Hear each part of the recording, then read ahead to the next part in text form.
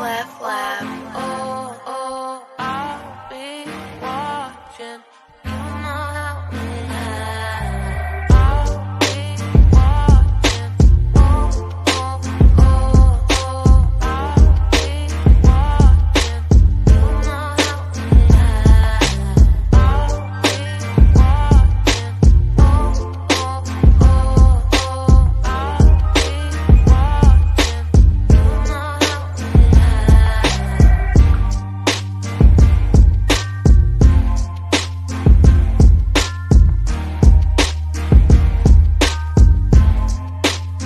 Clef Lab.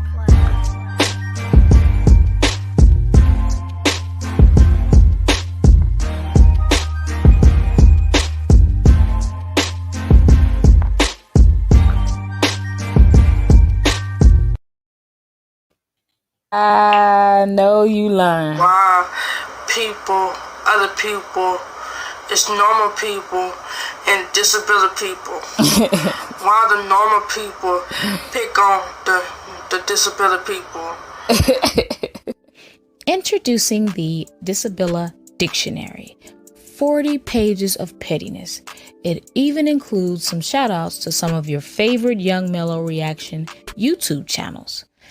It features some commonly mispronounced words such as ridiculous, This is ridiculous. This is ridiculous. macron chi, guama, and much more. Y'all wrong for this. It even includes a section of notable quotes from Young Mellow such as move on with your life and I could sell my pushy for some money. Every single one that is wrong. I even included the Disabilla word search, and I promise you're gonna love that.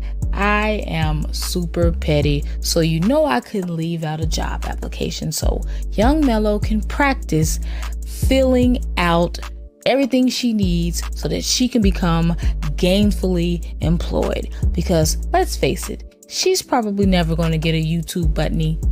It's your girl at Tiffany Draper.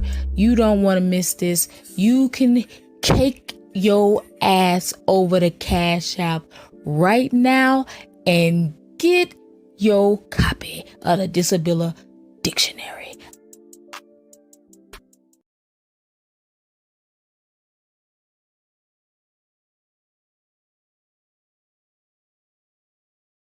Let me add myself to the stream. Okay.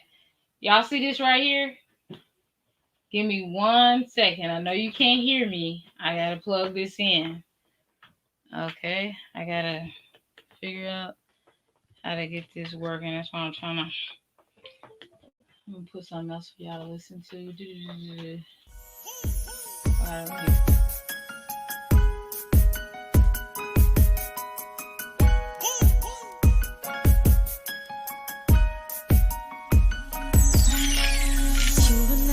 To go our separate ways. No matter how much I fight, it's still I stay. I can't believe my conscience got the best of me. It's telling me to let it go, but I can't walk away. Your sister told me about a couple times a day. She knew I had to get something off my mind right away. I gotta get a grip, I think I'm losing it. I don't know why I'm so confused. Oh yeah, I'm not trying to leave you, believe me. What I'm going through, it ain't easy, no. Should I stay or should I go? But no matter how hard I try, I can't walk away. I'm not trying to leave you, believe me. What I'm going through, it ain't easy, no. Should I stay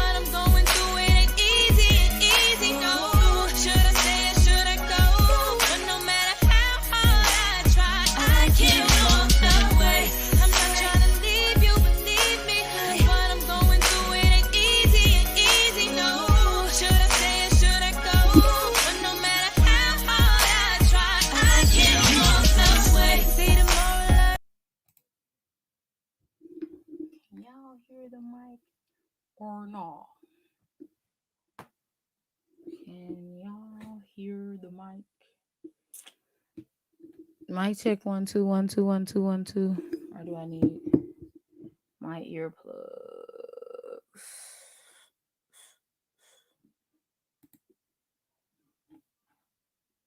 Oh, y'all hear me? Y'all can hear me for real?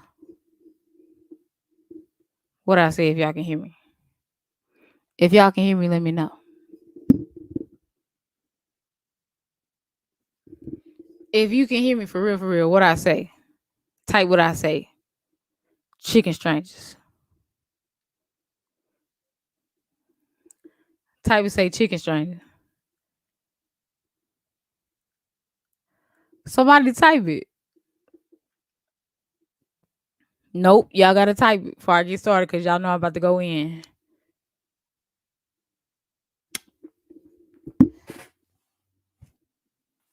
Somebody said how much for the shirt? $20 make you holler. Oh, let me get the mic. Hold on.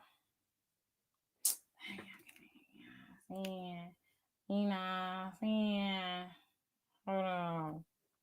Same playing with y'all. Went to get the mic today, Mic check 1 2 1 2. I was trying to tell y'all, do y'all like the effort I put into my natural hair? Hold on. Actually, hey, look, before we get started on spiritual whistleblower, this man touched my booty today when I left the pawn shop. We'll get into that. I was trying to say, what the freak was I saying when I thought y'all were hearing me? I was saying I'm using Nightbot to tell me who comments the most so that I can start giving out like money and prizes and things of that nature. So I don't have to sit there and say, okay, this person commented 15 times, this person did this person did that. No, I don't have to do that. Nightbot will tell me. So Mr. Rhythm was my top chatter. Let me click on it. I want to show y'all my screen low key. Let me take that off of there. So y'all know I'm not lying about who won. On the last stream, we had 400 comments. Oh, Charlize, what up? What up? You're 29 and she's 40. It's crazy because she actually looks younger than you and you look older than her. I can't call it, boo boo. It's your opinion. I can't get mad at your opinion. All right. Where are we going? Let me share my screen. You don't have to make sure you know. I don't want y'all to see that. All right, let me share my screen because y'all got to see Mr. Rhythm. You're the winner. Share the screen. Share screen. Okay. Let me know if y'all can see this. Let me know if y'all can see this. Let me go. Oh, gotta show y'all that, but I gotta wait. All right, let me turn this down. I gotta know if y'all can see so y'all know I'm not lying about the winner. The winner for the last stream. So that means y'all have to talk a lot. Y'all have to comment a lot if y'all want to be the winner. 40-year-old Brat, I'm finna go in like the men you used to. Just so you know, I just had to make sure y'all could hear me. All right, let me find my channel. All right, there we go. You know what? I need to add your picture, girl. I need to add your picture. Oh, y'all can't see it? You should be able to see my screen. What the freak? Hold on. Oh, you dumb idiot, Tiffany. You dumb idiot. No, application window. Okay, let's do it like that. Now y'all should be able to see. Or no. I said, alright. We gotta hear the bug crap. Alright, now y'all should be able to see it. Can y'all see the screen? Y'all let me know. Ooh. I need an assistant. Okay, there. Mr. Rhythm is the top chatter. Can I zoom in? Yeah, let me zoom in.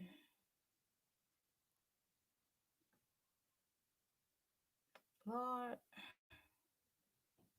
Y'all just better just have some good eyes in this thing. All right. Normally it's Charlize, actually. But she can't win every time because then y'all gonna be like, that's cheating. She's your mod. How is she winning? So let me see the rest of the top chatters. See top chatter. So let's see who comments the most. Mr. Rhythm, myself. Wait, how? Oh, okay. Desiree, Morpheus the God, Stanley, Mercy, Dark Soldier, Hannibal, Della Jones, and Shiren. And I can keep going. All right, this is a top chatter since 227. So from now on, my contest winners for money, shout outs, collaborations, free promo, all that stuff will be, Nightbot will know that. So we can't, there's no miscalculations. Nightbot is smart. All right, it's a computer. So as you can see, we have 400 comments on the last live. I pretty much let y'all say what y'all want to say, like that person that just charged me up and said I look older than. I let y'all say what y'all want to say. So that's why if you go to other YouTubers channels, you will see how uh Nightbot is timing people out all the time, and they're like, "What happened to my comment?" I don't do that. Freedom of speech. All right, them lips though. You better know they real. I didn't have to transfer no butt fat into my lips. 40-year-old. I'm gonna say green dot. What are you texting me for? Green dot. What the freak? So 40-year-old version. Let's go to your channel. Cause see, I'm gonna start sharing screen and everything. So Nightbot will check to see who the winner was later. I'll announce it on each other episode, the new episode or show or whatever. I'll be like, okay, on the last show, our top chatter was, and then that'll be the winner. Cause I can't tell you who the top chatter is doing the live. I won't know until it's over. But normally Charlize wins. Normally. Shout out to Charlize. All right. 40-year-old Brat tried to come for me. Okay, you want to load tonight or tomorrow? I mean, while this is loading, because this is not a MacBook, I'll talk to y'all. How was y'all day? I'm gonna do like the customer service reps do when their computers are loading. They normally have a thick accent because they are from overseas. They'll say something like, so I am sorry for the inconvenience. Can you tell me the number of the account? 57394. Thank you so much. Please let me know who I am speaking with. Mr. Rhythm, welcome. If you didn't see, you were the top chatter in the last episode, so you won. Make sure you get to my email, tiffanymoneydraper@gmail.com, and I'll find out what I can do for you. Free promo, free collab, free money, free whatever. I want to reward the people that tune into my lives and actually chat with me. 779311. Thank you, Charlize. Can you verify your last name, please? Oh, I did not know you were here, Mr. Rhythm. I did not know. I thought you were somewhere practicing your rhythm on some black girl, thick girl. So, let me see. I am very multi-talented. Hello, Christy. 7 7. So, hold on, Charlize. We gotta finish this real fast while this loads. I gotta keep y'all entertained while I pay $70 a month for this Spectrum, right? So it's not the Spectrum. I think it's the actual laptop because we'd have to work our way up to a MacBook. Right now, we are not on MacBook. We are on EBT budget. Okay, Clarissa. So we're gonna do the customer service with Charlize as we load the page. Okay, this how they do. So what it is telling me right now is that your past due bill is $373 and Hold on, let me see. 82 cents. How much money can you put on your bill today? Salis? Hello? Black people always. This man said disability dial up. I am trying to be the refined Tiffany that is more ladylike, but you almost made me holler with that one. Let me put that on the board. Hold on. I am trying to not do that country Texas Dallas Southern laugh that I really wanted to do because I am elevating on social media and I can't do that. That's why they say Beyonce does not do, and I am in no way comparing myself to Beyonce. But I mean, they say that she doesn't do interviews. Where is it at? Because she's Texas. She's country. And she never took the little etiquette classes to just be able to do a bunch of interviews. She's not dumb. She just doesn't like that. Having to talk proper and make sure you say the right words. But you almost made me holler with that one, Mr. Rip. Just not gonna, you almost took me out of my Oprah training and I was finna be what Keisha Cole's sister name? Neffy. Neferteria. Now you know you from the hood. Neferteria, really. Like she a queen. Okay, let me stop. Okay. Woo. He took me there. That was funny. See, when y'all make me laugh, that's how y'all get me to respond. Make me laugh. Like I get a million, not a million, but I get thousands of comments a day on these videos, right? So I need, in order to stand out, make me laugh, or charge me up. And when you charge me up, you get my attention. Trust that. But this ain't what you want. Just so you know, you got to be ready for me. Just know that. So let's share my screen. Okay.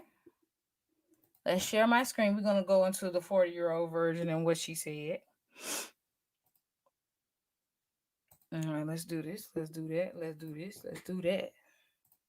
Share my screen. Putting effort in for y'all. We putting effort in. You did. Let's go on over here to. All right, this thing right here. Do I need to blow it up? Let me take this off real fast. Take it off real fast. Hold on, I gotta check. You know what I'm saying? In the bushes. I gotta check. I mean, I ain't not a check. We gonna get that $1,400 check. All right, there go my Zoom. Don't tell me. Finna say, don't tell me you can't zoom in more. Freak out of here.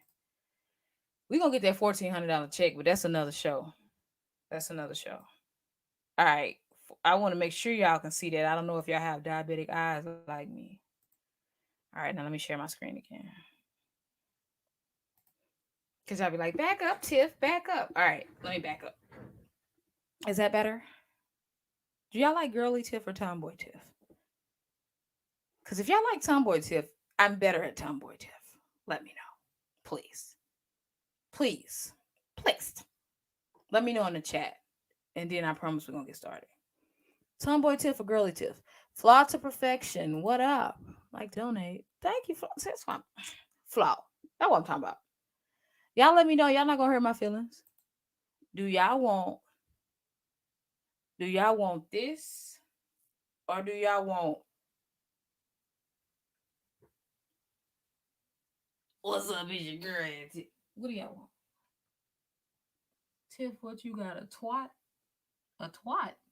Do you know what a twat is? I do have one. And it stay like this and it smell like this. Understand that. That's what you mean? Get off my thing talking about low disk space. I just got this computer. This is the bull crap I'm talking about. How you gonna sell me a computer that I already got all the disk space taken up? Both. I like balance. Black people and white people, in case you don't understand this, our hair shrinkage. So Shrinkage. Teeny weeny afro. You just make sure you ain't teeny weeny. Not like a teeny. Oh, I'm done. I'm done. All right, my eyes. All right, let me share this screen because y'all hilarious. All right, y'all done. Y'all done. All right, share the screen. What this health say? Where we at? All right. I'm not gonna ask y'all no question because y'all be taking forever to type. Where we at? Make sure y'all can see that. All right, bam. She came on this mug an hour ago. I didn't know you could see that. Look what it says. Look what that says. Publicly subscribed to you 6 days ago. So I was under the impression that maybe she just saw my videos. And that's why she decided to reply. But it says she subscribed to me 6 days ago. So do you know what that means? What made her decide to pop off at me when I got 6,000 views on the first video I did with her? And then the rest of them, 4,000, something like that. So she said this an hour ago. She had to edit it because she's illiterate. You know what? Let me blow that up a little bit more because they gotta see that. They gotta see that. Hold on. Hold on. We gonna zoom in a little. Hold on. I just gotta for the people that are vision impaired. Yeah, I got a Nikon. You better know it. We ain't playing no game. All right, y'all see what they say? All right now. All right. Let me put this on Do Not Disturb. Look at that. Public. I just want to make sure. Cloud chasing. Thank you, Mr. Rhythm. Remember, whoever comments the most will be our top chatter on Nightbot and you will win. All right. So this is what she said. Now I need to zoom out a little bit. Shoot. Zoom out a little bit. You know what? I probably need to take them damn notifications off because y'all know how I be popping. How do you sleep at night? Providing space to bash black women as a black woman is a clear sign of self hatred. But you say I'm delusional. I'm here to uplift the black man and woman. I love us. I'll add you to my prayer list, sis. All that drinking, I don't want to be on your prayer list. All right, let me stop sharing. No, no, no, no, no, no, no, no, no, no. Let's not. Let's not stop sharing. Let me stop really fast because I don't know if I clicked share audio or then, hold on, I'll just ask y'all if y'all can hear her talking. Oh, come on, baby. Come on. Page load. Yeah, page unresponsive. Google don't even want to load you. Let's see how many subs you have now. 66. Dang, I got double the amount of views you got on that video 2 weeks ago. I see you haven't uploaded more videos. But it says so you subscribed to me 6 days ago when I made that thing 6 days ago. Well, why what let's go over here because I'm petty. 4,310 views on your whole channel. And my one video got 6,000. Woo! Let's see who you subscribe to. Because that'll tell me a lot about you. Now, Six the Goddess, let me tell you something. I love her. And I found her from your page. See, I went over to Six the Goddess to hate because I thought that she would be delusional since you subscribed to her. But no, Six the Goddess is the best. I love her. I'm addicted to her videos now. So thank you. Thank you so much. But why are you watching her if you're not acting? Oh, Derek Jackson. Get the freak out of here. Let me zoom in. I tried to give you some credit. Look at this bull crap. 40-year-old version. Do y'all see this? Do y'all see this? I tried to give her credit for Six the Goddess. But then look at this. Derek Jackson. Hold on, go over here. Enough said. The super simp. Charlize, do you see this? Check her in love. Mm-mm. Oh, I thought you. Wait, is she in the chat? Let me find out because you can jump up on here. Is she in the chat, Charlize? Degree black belt, red looks nice. Oh, red look nice on me. Thank you. Let me see if she wants your help. She can't be helped. She can't be helped like K Michelle. Teeny weeny. Mr. Toxic gets out as wet tomboy as a man with a vagina. Ooh. I like Derek. I purchased some cards from him. Listen here. Flawed to perfection. If you only knew how he claimed. Let me chill. Let me chill. Let me chill. So let's see. Get Fit by Ivana. Okay. But it doesn't look like you're using her. Let me open this in a new tab.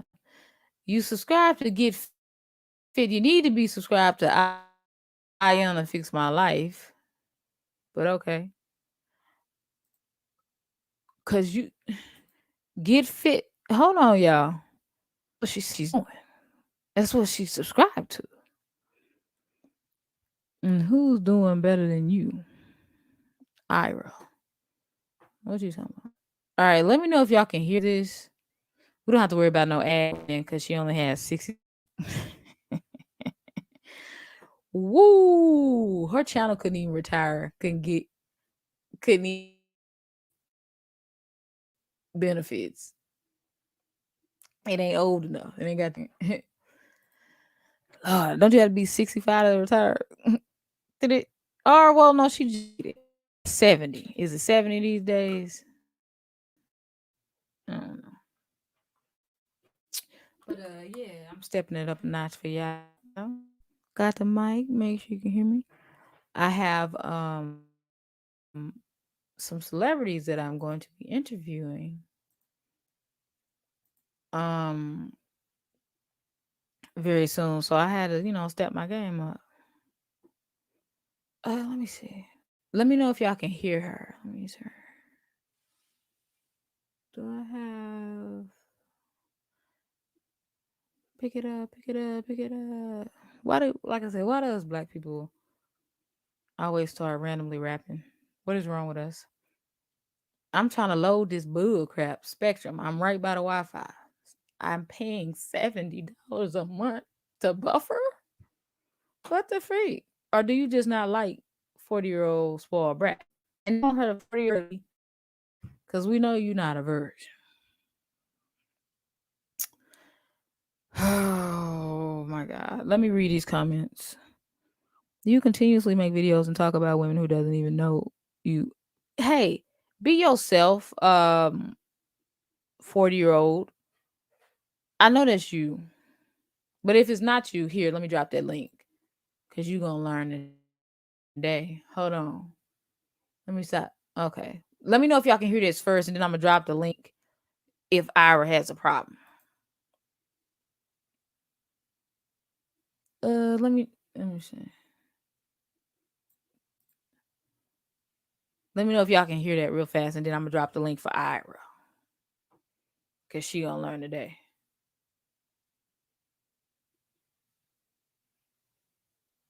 Can y'all hear it? Can y'all hear it?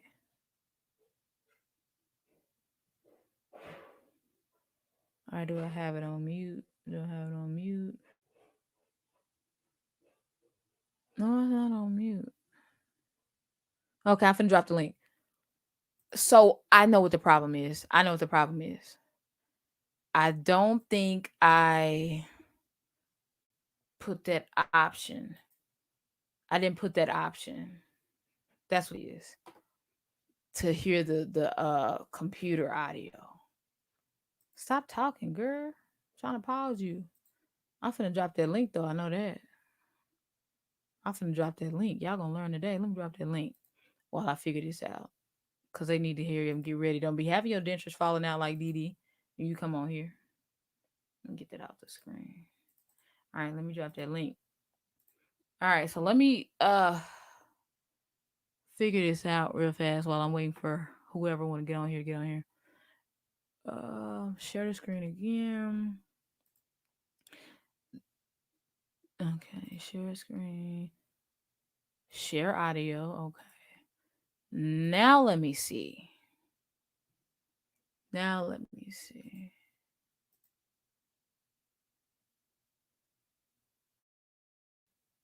It's still with. Oh, is that why I can't hear it? Hold on.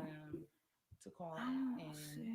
Oh, you so lucky. 40-year-old. You so lucky, but let me see if I put these headphones in. Will that be? Let me see.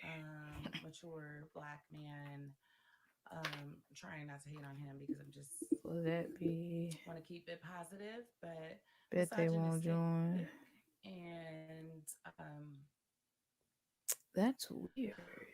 You say lucky, baby. Oh, I think I know what this. Because I've already posted you for filth for your 2 videos for filth. You filthy animal. All right. Let me stop that. You say you're gonna add me to your prayer list, girl. So I dropped the link and I don't see Ira clicking. Okay, there we go. Oh, Tony, aka Mr. Rhythm. Mr. Rhythm. How you doing, Tef? Tony Key. Hold up, let me. You know what? What? I can't hear this young man. All right, how you doing? Tony. Tony. Can you hear me now? It's all right. We not. Can you hear me? Yeah, I can hear you perfectly. This is the bull crap I'm talking about. Can you can't hear me? I can hear you perfectly. I can hear you. I ain't sure. Oh I Lord. should be able to hear you. I'm Lord okay. bless. I can hear you fine. Can you hear me? Ah shit. Mm. So Oh, okay. No. I know it's wrong. I know it's wrong. Settings. Playback, open volume mixer. Let me add whoever this is. Ira, you're gonna have to wait because I want to be able to hear you. So I'm taking this. Let me see something. Speaker needs to be okay. Can you hear me? yeah, I can hear you just fine. Can you hear me? Nice applications. I should be able to hear you. Can you You hear? can. Can you hear me? You can Yeah. hear me? Okay. Hold on, Ira. Cause I got to hear you. I'm gonna hear you today. Cause y'all got me.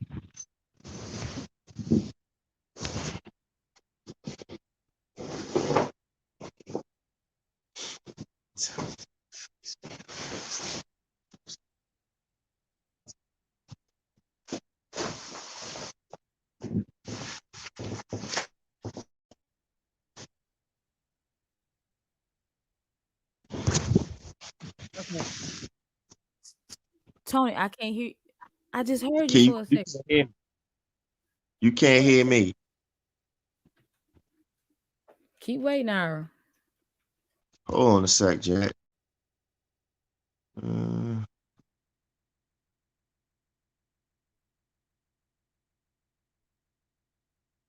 I can hear you just fine. You just can't. You can't hear me though. That's crazy. Hold up. Okay, that is so odd, man.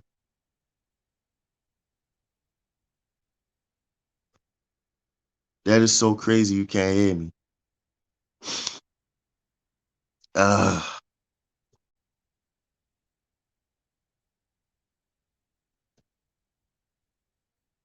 Now I can't hear you. Tony, Yeah. come back. Come All back. right. All right. Hey, just I'm hold up. Let me. gonna kick you out for a second. Now I'm see, can I hear Ira? Yeah, you can Ira. hear me. You can hear me. Dang, I can't hear her. Ira. Ah, where'd you go? You come back here. Can y'all hear me? Ah, okay.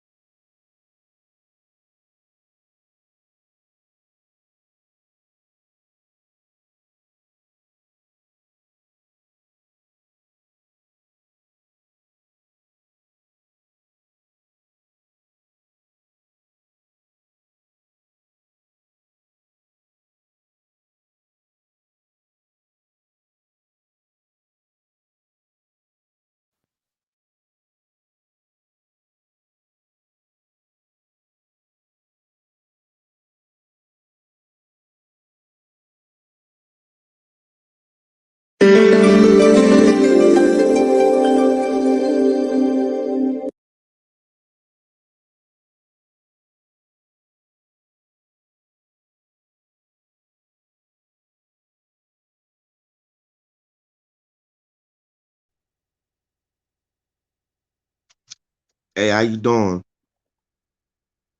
I cannot hear you now. Now you're like, I could hear you last time, but now I can't hear you. Can you hear me? You can hear me, but I can't hear you. Man, this some. If this ain't some disability dial up, I swear.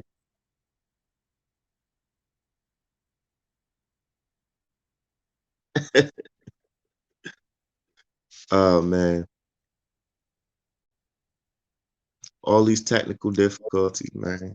Okay, I can hear you good now.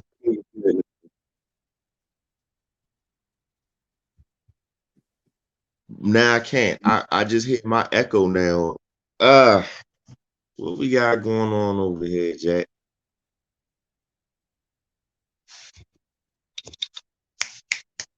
Stop it. Sorry, Testing, that's my testing, cat. Okay, perfect, testing, perfect, perfect, testing. perfect, You perfect, perfect, good? perfect. Yeah, can You you hear me good? now? Yeah, Okay, now I'm already. gonna add. I'm gonna add Ira now. I'm gonna add Ira. Uh, Okay. okay. Okay, Ira, please come back, Ira, because I don't want nobody to think I didn't want no smoke. It's just the disability connection. My The connection is disability. disabled.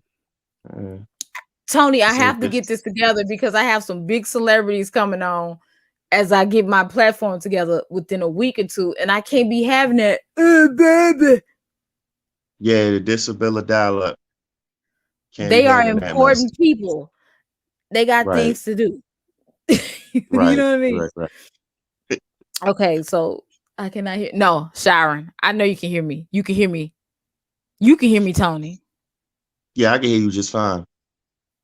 Okay, chat. If you can hear me, put 29 for my age. I put the thing back up in here. If you want to join, not just Ira, if you want to join, because you know what? Let me take a picture of these settings so I'll know.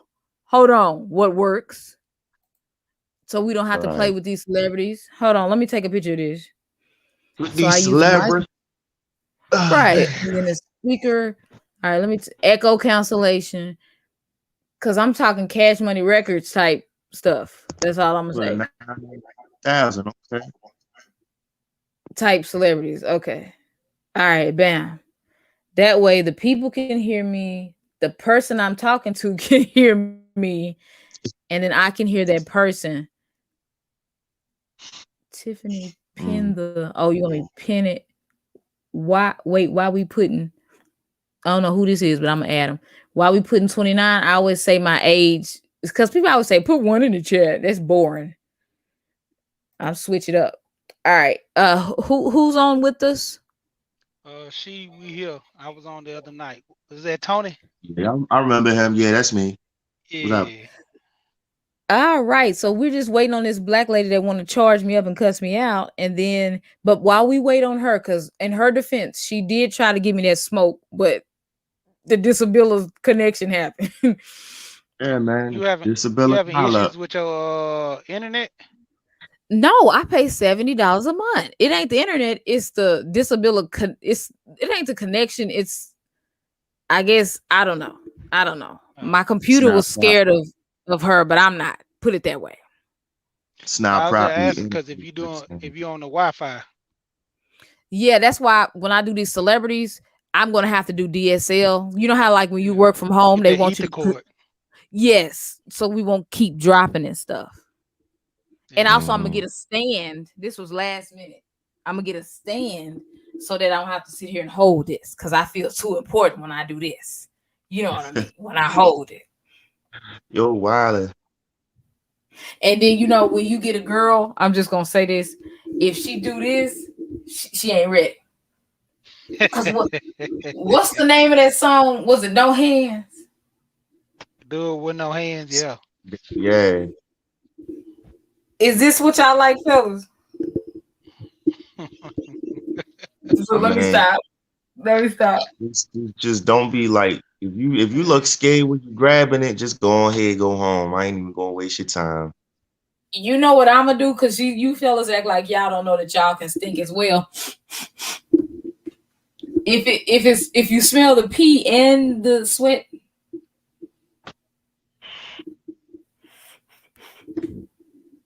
if I look at it like also it needs to have the wrapper gone, if you know what I Mm. mean. What is that? What is The that? cover. It's a cat, man. Oh, your cat. I didn't know what that was. Yeah, she like now she wanna be camera shy, but any other time she all in my face.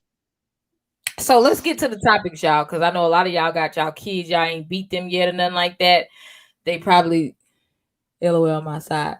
All right. So the 40-year-old Brat, if y'all are just tuning in now, basically she feels like I bash black women too much and I need to get a balance. That's why I'm trying to get the lady to come up here. What's her name again?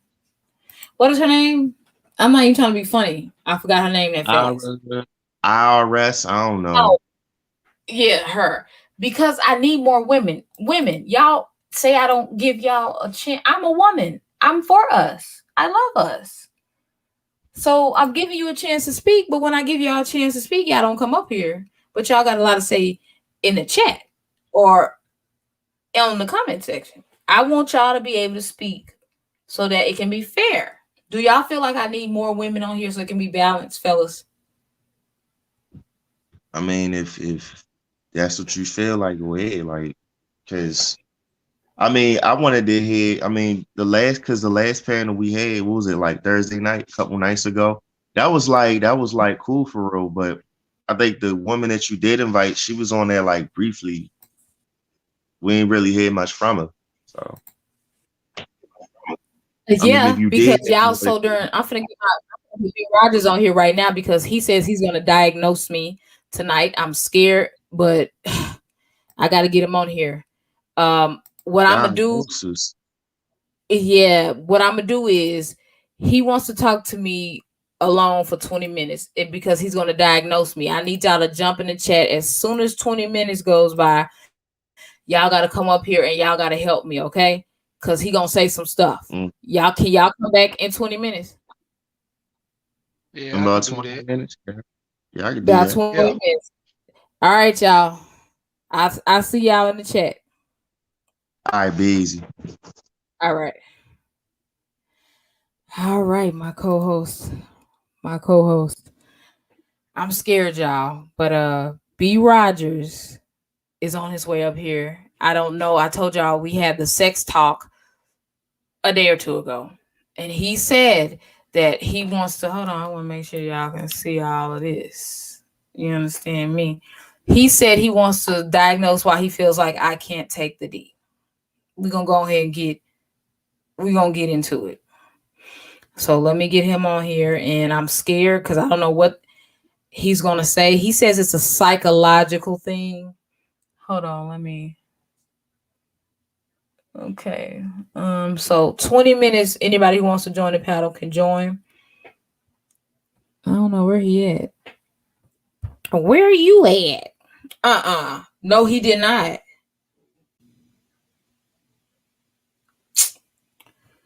This guy I'm supposed to be buying this iPad, this what iPad Air from. Told him I got the money right now on Facebook. I'm trying to call my baby nephew. B Rogers. Yep. I'm ready for your diagnosis.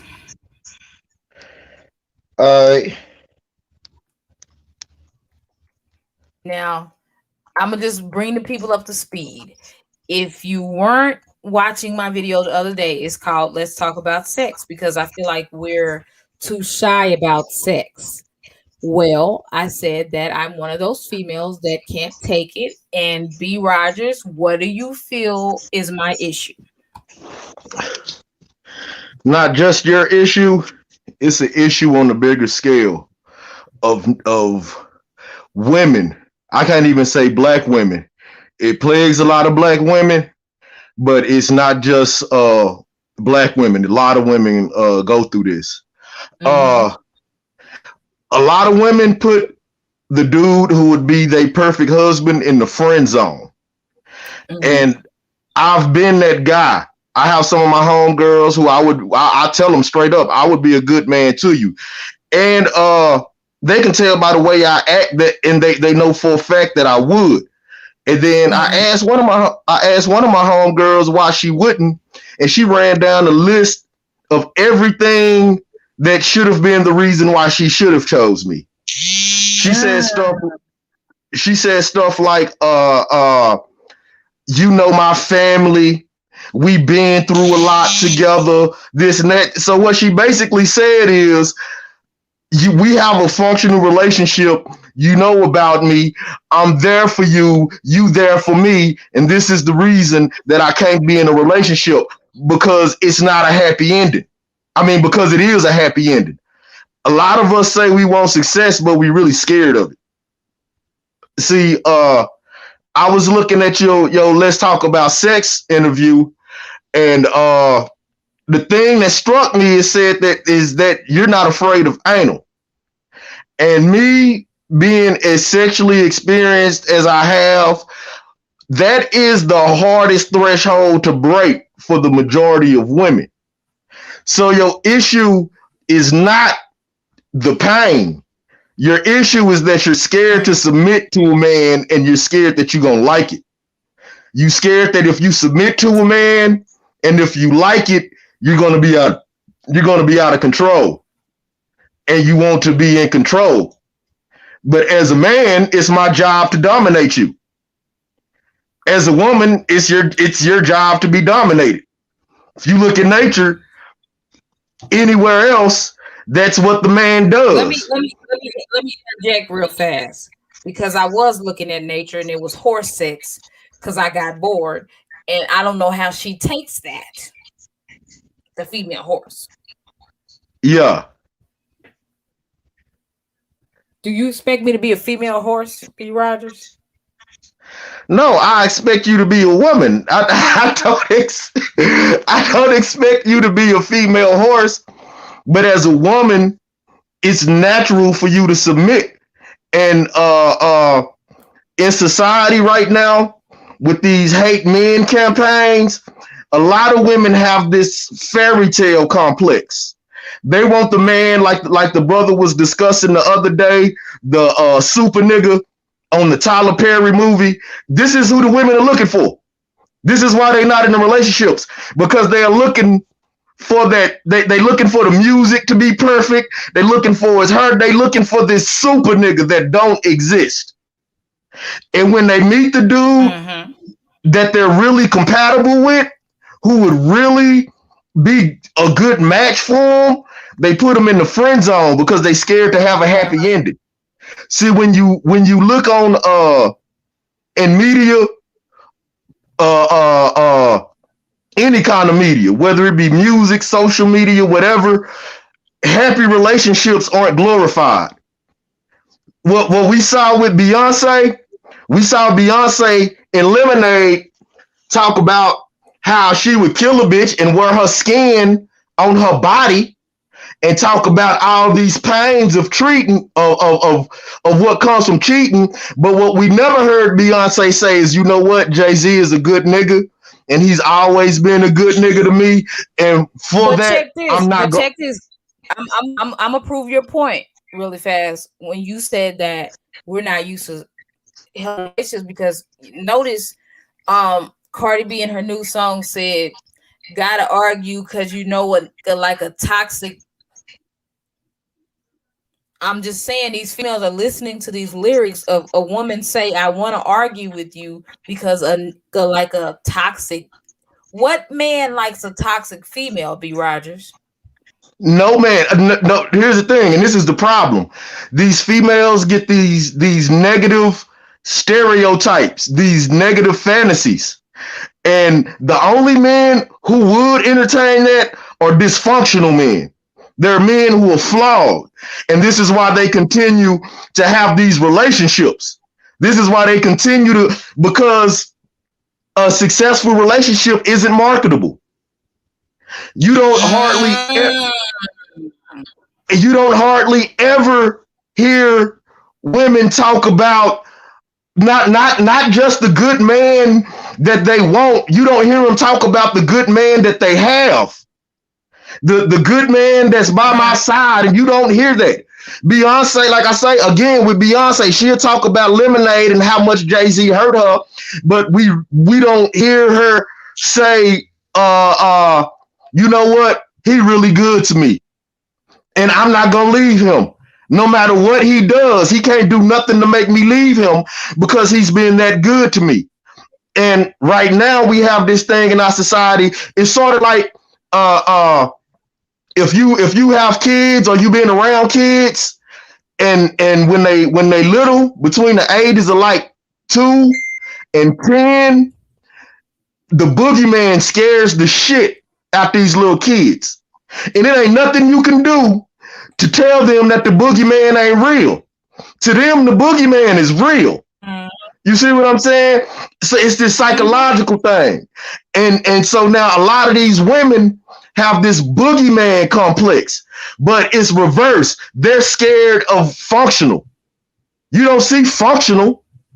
So when women are in and I've seen it, I've been through it myself. When women are in front of someone who they know would be good to them, and they know they would have a functional relationship, and they know that you have no reason to argue with this guy, they put them in the friend zone because it's scary.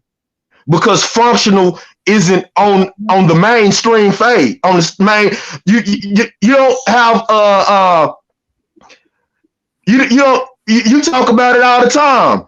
We talked about K Michelle and how she talk about men and the spiritual whistleblower and all these chicks who talk terrible about men.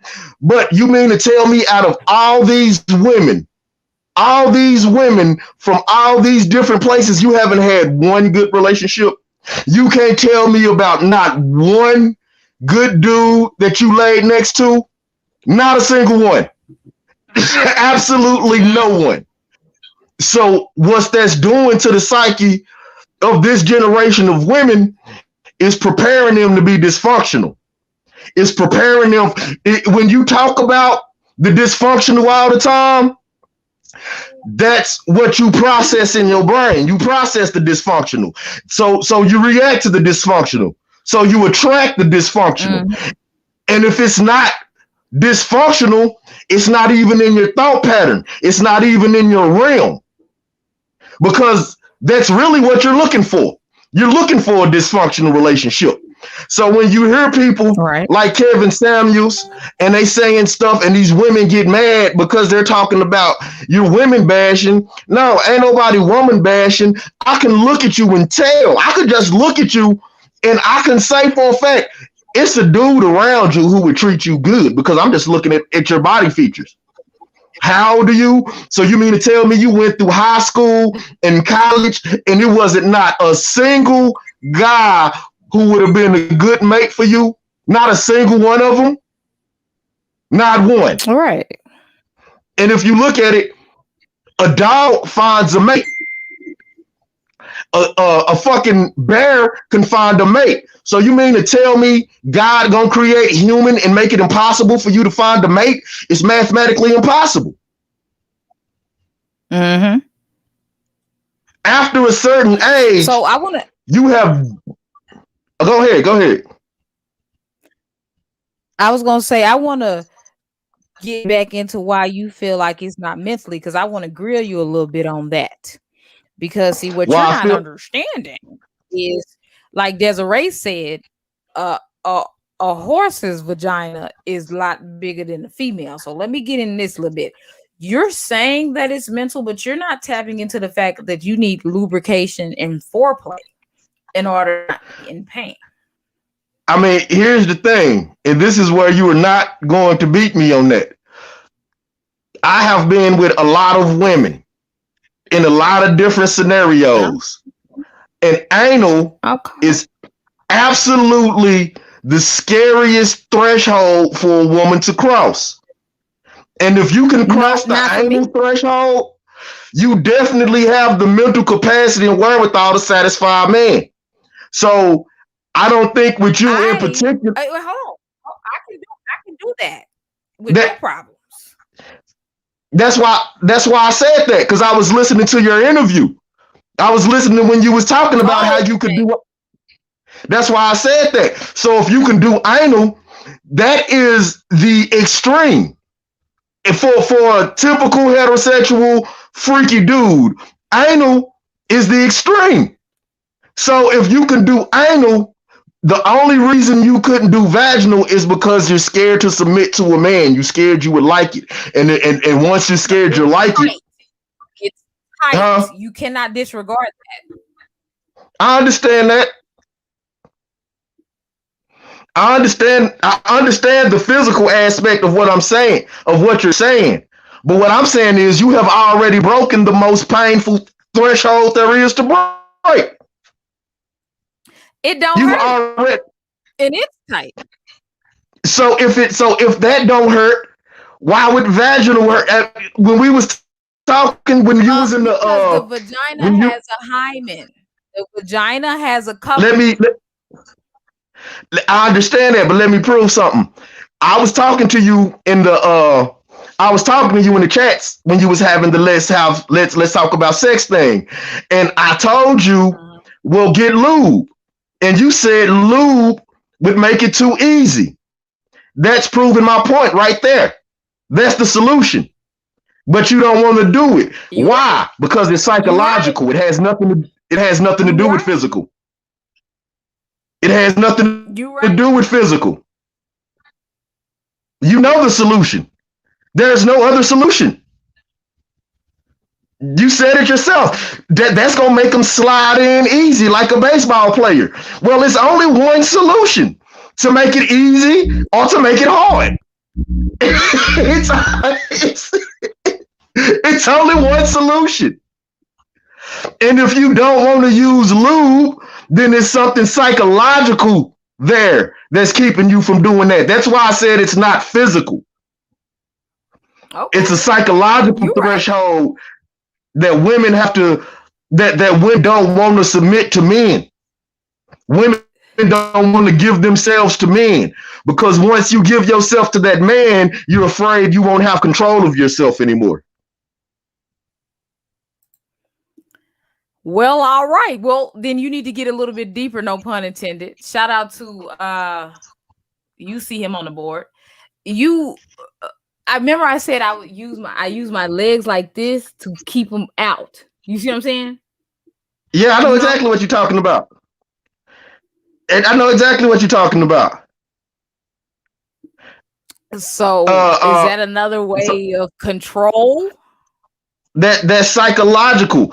As a modern woman, they have this alpha trait that they shouldn't have. A woman being an alpha is not natural. It's not normal. The truth of the matter is, when a dude says a woman is an alpha, they saying you a bitch in a nice way. That's the nice way to say that you're acting like a bitch. Because the typical alpha male is non-confrontational. So when you have women who try to take on these alpha traits, they're confrontational. But most alpha males aren't confrontational. You see what I'm saying? You're not supposed to be that. You're supposed to be submissive.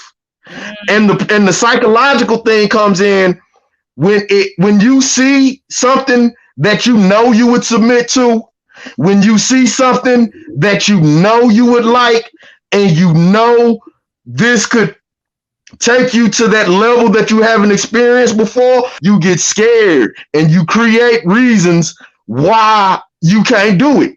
Like I said, you was talking. Like I said, you was talking about the vaginal sex, and I said lubrication, and you rejected it. But that's the answer. Listen, no, I got something for you. Clarissa said, I wonder, do he have a lady since he's saying all this? I got two. I'm polyamorous. Uh-oh.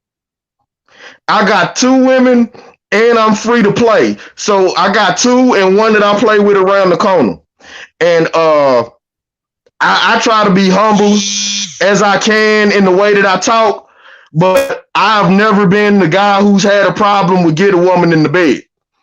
I can't tell you if it's because I look good or whatever the case may be, but I have never been the guy who's had a problem getting the woman I want to take her clothes off for me. That ain't never been a problem for me. That's why I can say what I'm saying, because I've had all these different experiences.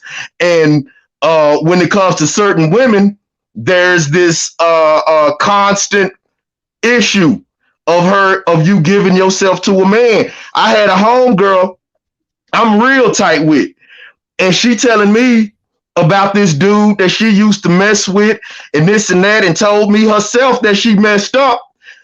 And she asked me what should she do, and I say, well, is he worth it? You talking to me about this? And she said, yeah. I said, well, there's your answer right there. But her whole issue was they had broken up. Even though they broke up behind some shit that she did, she admitted that she was wrong for it, but she couldn't get over that threshold of giving herself back to this man and coming back to this man and humbling herself and saying, you know what? I was wrong. You was right. No, Desiree, this isn't Ryan. Let me take the thing off so you can see. But before I do that, this is B. Rogers. Desiree has a comment for you, and then I'll take it out so you can see him. Oh, I'm supposed to introduce you. This is my co-host, B. Ryan. He is the voice of the black man on my channel. Now, I think the butt is easier. Hold on. To stretch. Hence, all of those men using those. All righty. Let me take this off so you can see his name. Thank you for pointing that out. This is B. Rogers. Now, B. Rogers, some of the women seem to not like the polyamorous lifestyle, because we got a couple of comments with the women saying, ill, when you said you have two women and one down the street. So can you kind of let them know why you prefer, why you prefer polyamorous, or why you chose that, if you don't mind? Number one, I'm polyamorous because I want to be. Period, point blank. The women in my life are satisfied. I'm not lying to nobody. No one is lying to me, and I keep them happy. So, I'm poly because I want to be. I'm poly because that works for me. I'm real with myself, and I'm real with the cravings that I have, and I'm real with my urges. And so, polyamorous is the best way to go for me. It may not be the best way to go for everybody, but I said that to say I've dealt with a lot of women in my life and I just didn't find poly. I figured out I was poly. I've been poly my whole life. I was 13, 14 years old and I had two girlfriends together. I wasn't cheating on nobody. And a lot of people talk about, you can talk bad about poly all you want to, but every woman has had a man that has cheated on them and lied to them. The only difference is I'm not lying to nobody. I'm not cheating on nobody. If I tell you what my situation is, I'll introduce you to my girl. So what that means is it ain't no baby mama drama. Ain't nobody pulling up fighting for no ratchet ghetto shit. And it goes back to what I said. We're not used to functional. We're not used to honesty. We're not used to transparency. And what I figured out as a man, if you're honest and you real about who you are, a woman will absolutely give you everything that you want. So like I said, the people rejecting poly is only proving my point. So you're going to look down on poly, but this dude's out here cheating on their wife. At least I have decency not to at least I have the decency to be transparent who I am. Huh? Say that again because you cut out. At least you have the decency to do. At least I have the decency not to lie to the women I'm dealing with. I have the decency and the respect for a woman to be transparent when they meet me. It ain't never no surprises. You ain't never got to worry about you getting into it with some hood rat chick because of me on my behalf. So you cannot like the fact that I'm poly, but every white body has messed with a chick or messed with a dude who was messing with a chick on the side. That's poly. It's just dysfunctional. Well, would you call that poly if the woman isn't aware that the guy is cheating? Poly means more than one. So if you're in a relationship, sexual, emotionally, with more than one woman, by the definition of what the word poly means, yes, because one is mono, two is poly. Now, there is a lifestyle that comes with, rules and stipulations, but I don't live by the rules and stipulations of nobody lifestyle. I'm poly because I deal with more women at the same time on a regular basis. Well, Sharon said it's called resisting. So basically, I believe Sharon is saying that you should resist other women and only have one woman. I mean, that's your point of view, but you don't know me. Okay, let's dig into it. What if my sex drive is too high for you and you physically can't deal with it? What you gonna do? Since we talking, it's called my sex. I'm kidding. Let me. I'm joking. I shouldn't have said that. But let me not even joke. Do you think that you can encourage your woman to have sex more with you? Me? Man. Yeah. I give my girl whatever she want. Therefore, she gives me whatever I want. But being a logical man, knowing me and knowing myself, I know when I'm hurting my girl. I know when she need to rest. She actually told me on a few occasions, I need to go find another chick. You're hurting her, so that means you know that the vagina can hurt. So when you were acting like you were oblivious to the fact that it's a physical aspect as well. I wasn't acting oblivious to the fact that it's a physical aspect. What I'm saying is you have broken the hardest threshold for most women to break.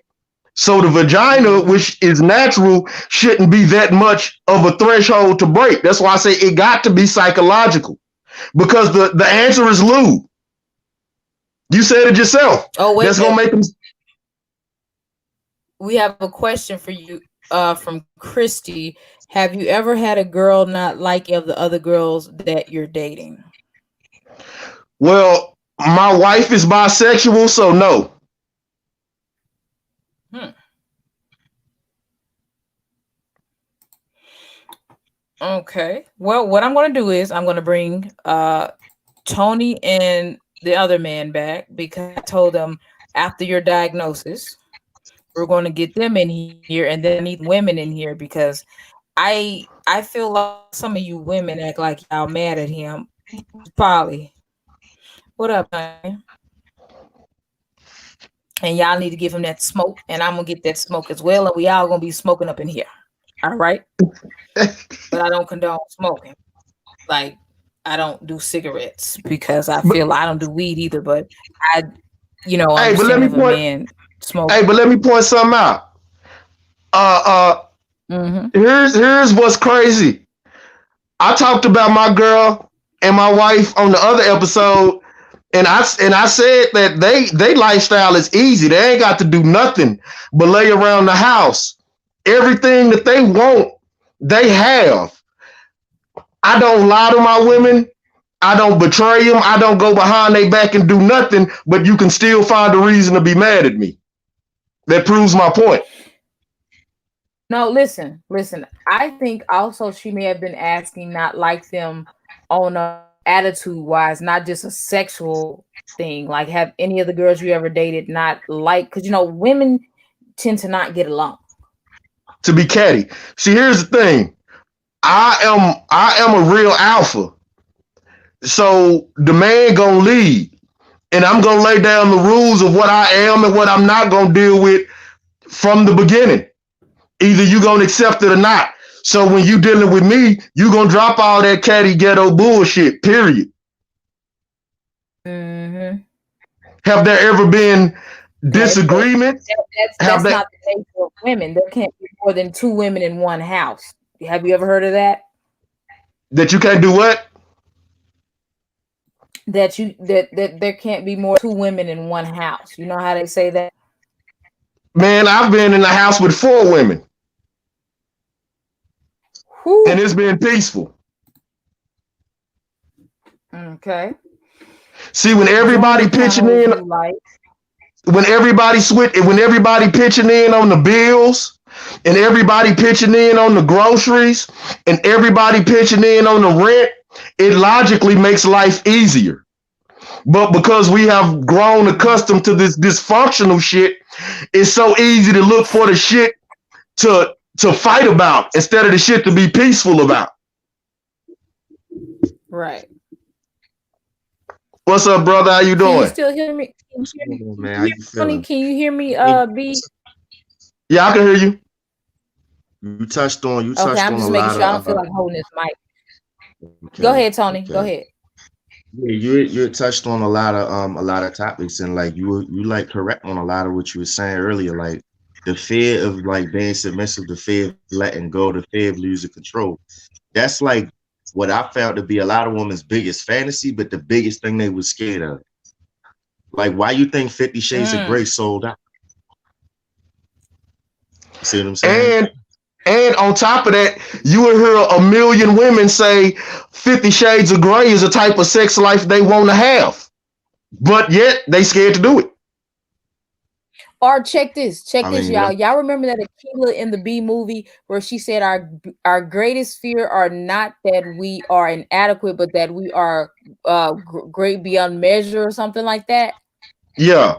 That kind of falls into it. Like we're not afraid that we're not good enough. We're afraid that we're going to submit too much. We're going to like it too much. That's like a self sabotage type thing. That's exactly what it is. That's exactly what it is. It's a self-sabotage type of thing. Since we've been listening to Tyler Perry and all this man-hating bullshit, females don't know how to respond with, and you know it. You can feel it in your body. You can feel I have a homegirl who told me I would submit to you, but I'm scared of you. That's why I won't mess with you. I've had that happen to me too. I was in the service at the time, and it was like one of the most, I'm gonna use the term boisterous, dominating, active women that I've ever come across. And it was one night where she was just fussing everybody out. And all I did was just look her dead in the eye and tell her, carry your ass to bed. That's all I said. But the very next day, she said that I scared her to death. She was scared to death of me, you know. And I think what it was she had never had nobody actually like stand up to her, number one. And number two, actually had some bass in his voice when he talked to her. She was used to everybody fawning over her, falling over their face, trying to holler at her. But I was just irritated. I was just annoyed by what she was saying. I was like, yo, take your ass to bed. So as far as the submission thing goes, I think a lot of women are afraid of it. Now, with that being said, um, it's the same men that want to say they want a submissive woman, but they don't even have the basics down. Like real talk. Like these people that say they want submissive women is living in their mother basement. Come on, I like make it make sense. So it's a give and take. There has to be a definite masculine for the feminine to exist.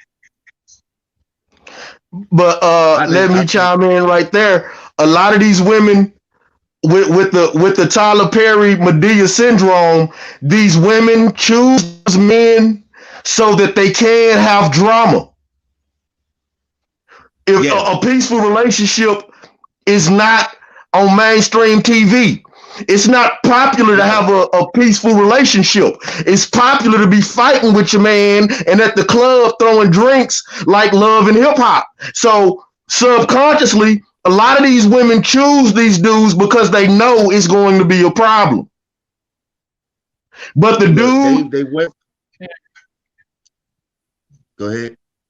But I was gonna say, but the guy, and correct me if I'm wrong. I'm sure you have been in this situation, and you can probably point this out 100 times.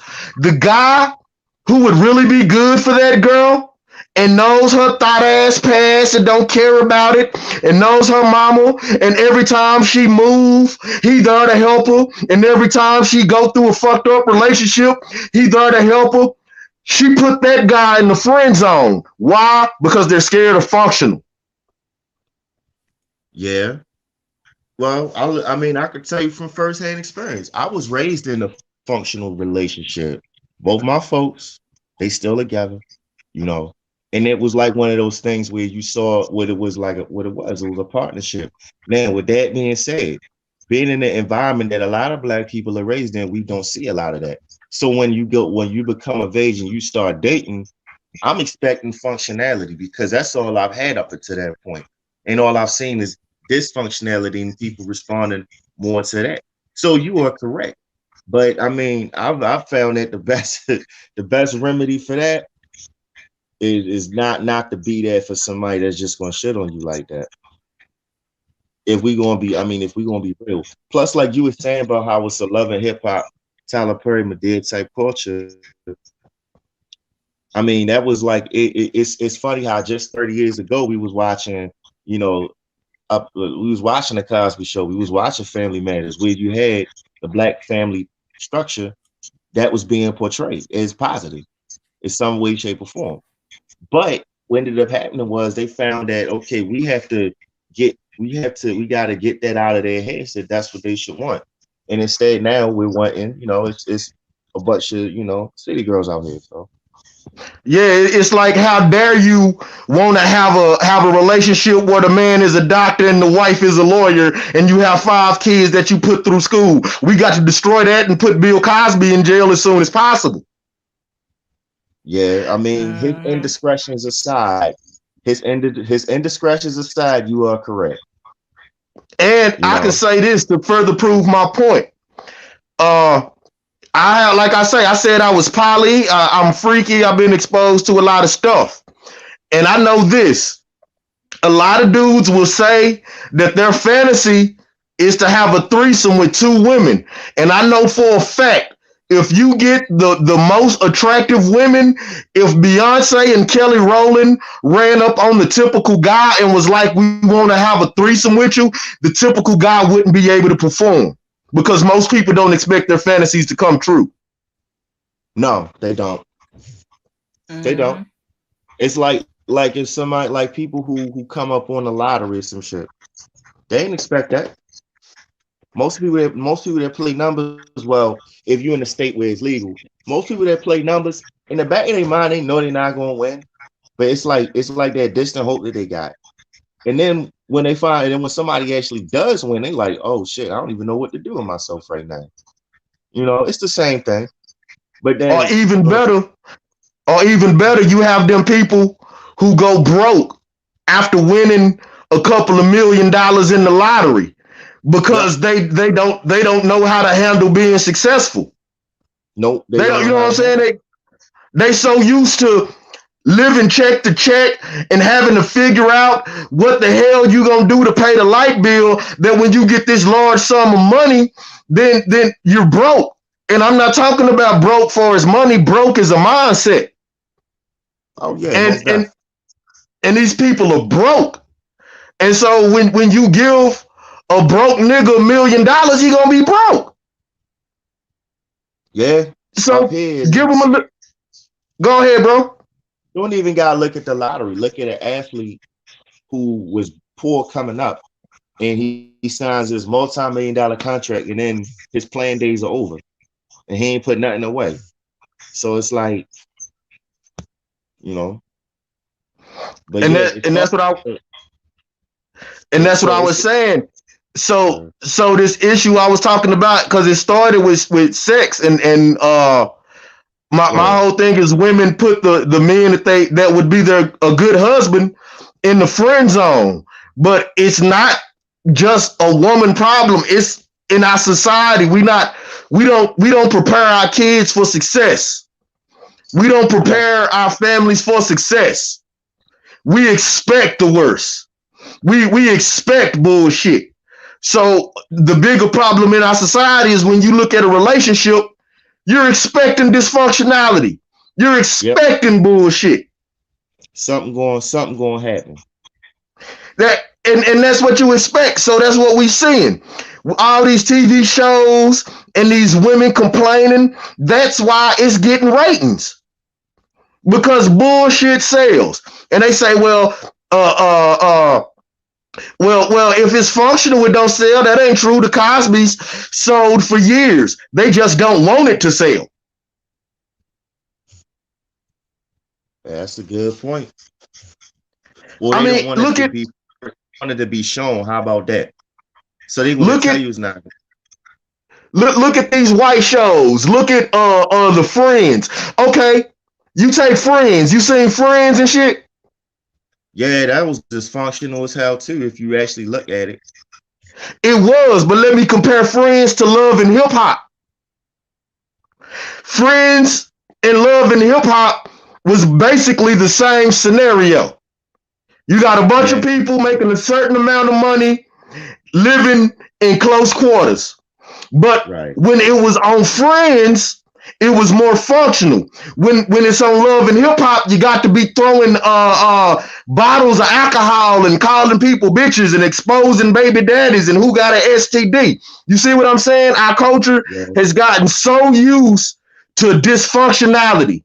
Our culture has gotten so used to being fucked up and barely making it that when you get the chance to get in a position to be better, you screw it off almost every time.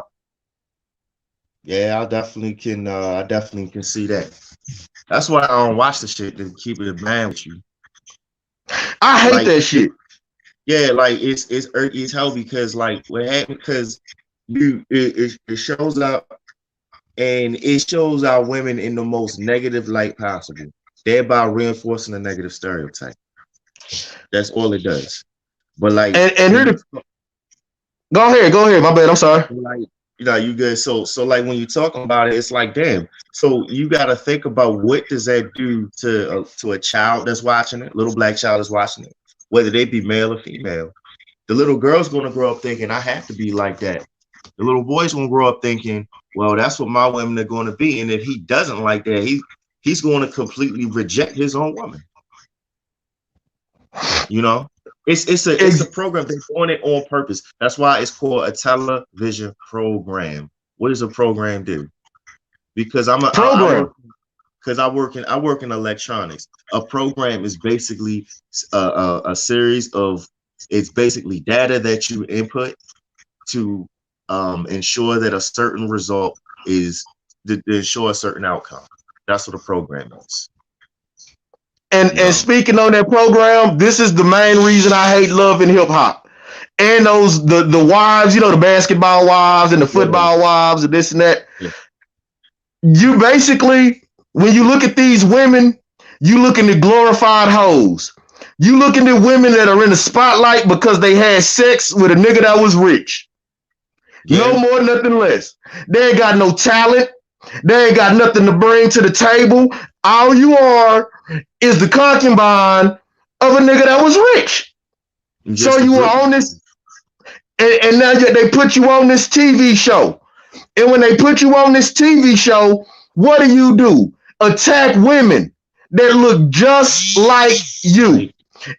And my biggest problem with that is, okay, you have these women who got rich for sleeping with a dude.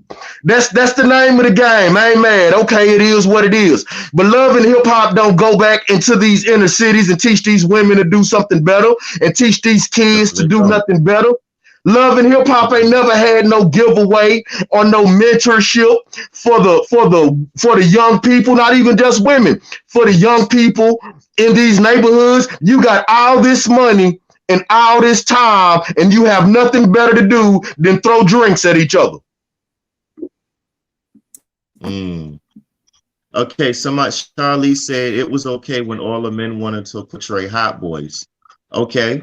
I mean, and it does go both ways. I have to acknowledge that, because when I don't know if it was you or somebody else on the panel a couple nights ago who was talking about when Pac and Jodeci was sagging at the 95 Source Awards or something. Yeah, that was me.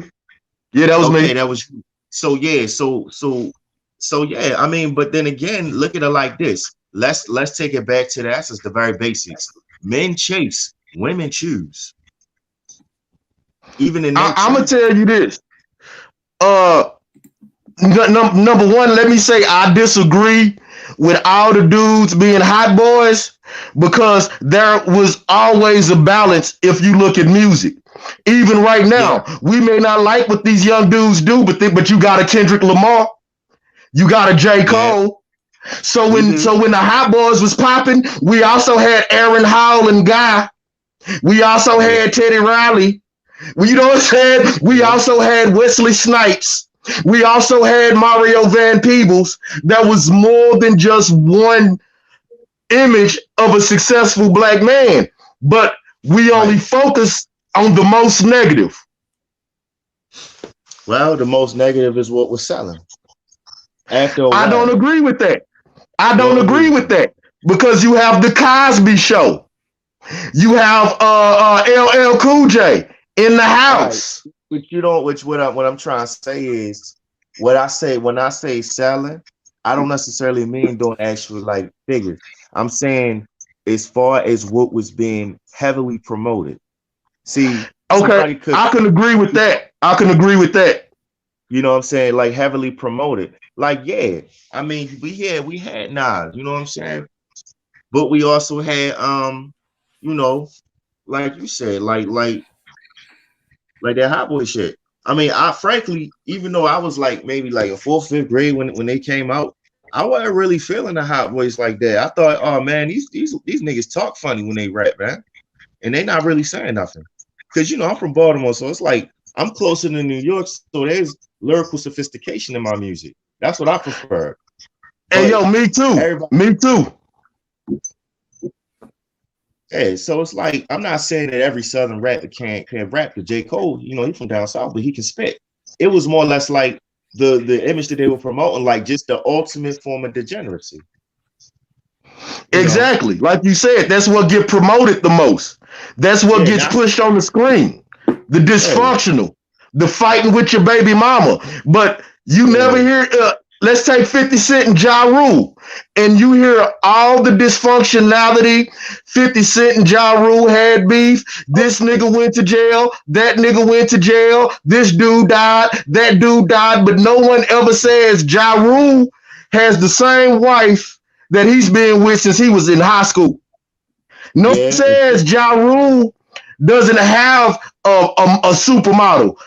Ja Rule is with the same woman from the same neighborhood he is from, and they are in a happy relationship. You don't hear that. and kids is in college too. DMX And did the same thing. But you hear yeah, about the bullshit. You don't hear the fact that he's been with he didn't leave her for a white girl. The nah. same woman that he went through the struggle with when he got rich was right there by his side. And it's more prominent than not. It's just the bullshit is what gets put in your face. Yeah, that's true. You're right about that. But like what the point I was making is because it goes Mm-hmm. back to what you were saying about how we as a people, not just our women, we as a people, we celebrate the Uh-huh. dysfunction. We celebrate the degeneracy. We like to laugh at our pain so much that all we want to talk about and look at is our pain. How many jokes and memes you seen about, you know, somebody using blankets for curtains, and it's just so funny. It's just so funny instead of looking at the underlying problem of like poverty in our community and shit. So it's like, yeah, dysfunction, it seems to be the only thing that's celebrated, and I think that's internal because you are what you attract. Exactly. If you if And you if you if you feed don't yourself dysfunctional, No, no, no, you're no, gonna no, no, no, no, no, no, no. what'd you say, sis? Tony, yes, you're a good. You're a good person, aren't you, Tony? I may not like to think so. So don't you think other people can see that you're a good person? So wouldn't you attract bad people that know that you're good? That doesn't mean you're bad if you attract a bad person. I'm not talking about external, I'm talking about internally. I'm talking about what's on your subconscious. See, somebody can put up a front just as good as anybody. So, like, let's say, and not even necessarily it might not be anything really detrimental to yourself, but it could just be a detrimental quality. Like, let's look at inconsistency, right? Some people might attract inconsistent people because they themselves are inconsistent with something in their lives personally that nobody else knows about. See what I'm saying? So it's like it's you are what you attract. Like if somebody's damaged, they're going to attract Mhm. damaged people. And the hardest thing to do is to take that step back for a while and be still for a minute and work on self and acknowledge and try to get to the bottom of why you're attracting these damaged people and why you yourself are damaged and what made you damaged. Come to peace with that shit and rock out. Nobody wants to do that type of work. I mean, if I'm gonna be real, because like I mean, I myself, okay, I use myself as an example. I used to attract a lot of broken ass women. And when I say broken, I mean like couldn't not it wouldn't last past 3 months because they had these toxic ass traits, always trying to start arguments, this and the third. And I had to figure out why. And the reason is because I myself was broken. There was a lot of shit that I had to work through, you know? And I can vouch for that because Mhm. the worst chick I ever dealt with in my life came at a time, and I told her that I didn't want to deal with her, but I'm a thought, and I like women, so I Hey, got sexually active with her, and something happened that shouldn't have happened, which was this toxic ass relationship. But it started with me. I told her out of my mouth what wasn't right and where I wanted to go. And me being like Adam, listen to Eve, and she said, yeah, but I want this, but I want that. I was weak. And I fell guilt and I fell victim to that scenario. And I can't get mad at nobody because I first I said it to her before the Mm. worst happened a few years later. I said it to her. I don't want to be in a relationship. This is not where I'm at right now. It wouldn't be good. And you know what I'm saying? I allowed her because she wanted something out of me, and that was the most dysfunctional relationship I ever had in my life. Yeah. So it's like, so like I said, internally is something going on.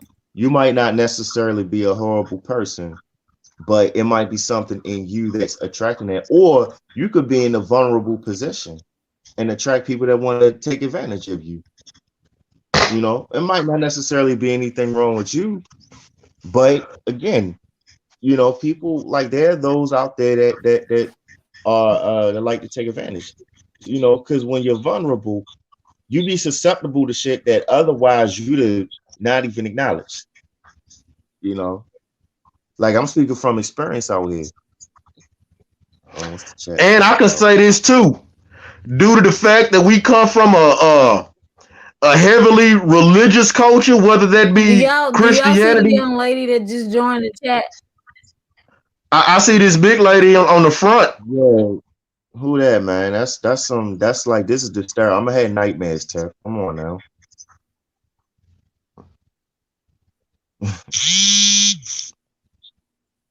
We I'll be have your we boy have Who, the now. we lady in have the a young front? we have a young lady that just joined. How you doing, sis? What's up? What you got to say?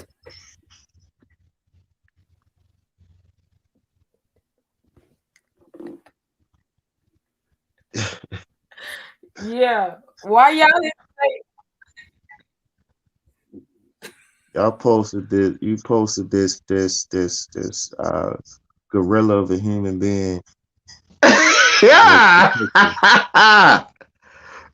Yo, is she supposed to say something? Nah, it ain't supposed to say nothing. It's just posting that picture. Somebody chewing gum, and Oh, she oh, like, oh, she messing she with me. trying I to ain't know what the hell. she trying to get every piece of flavor. She looked like she trying to get every piece of flavor out that gum, yo. Like Yo, real talk. that flavor been dead for an hour. Look like. Oh hell no. She got like 5 chins and 4 stomachs. Look like. That's Nah, the lady.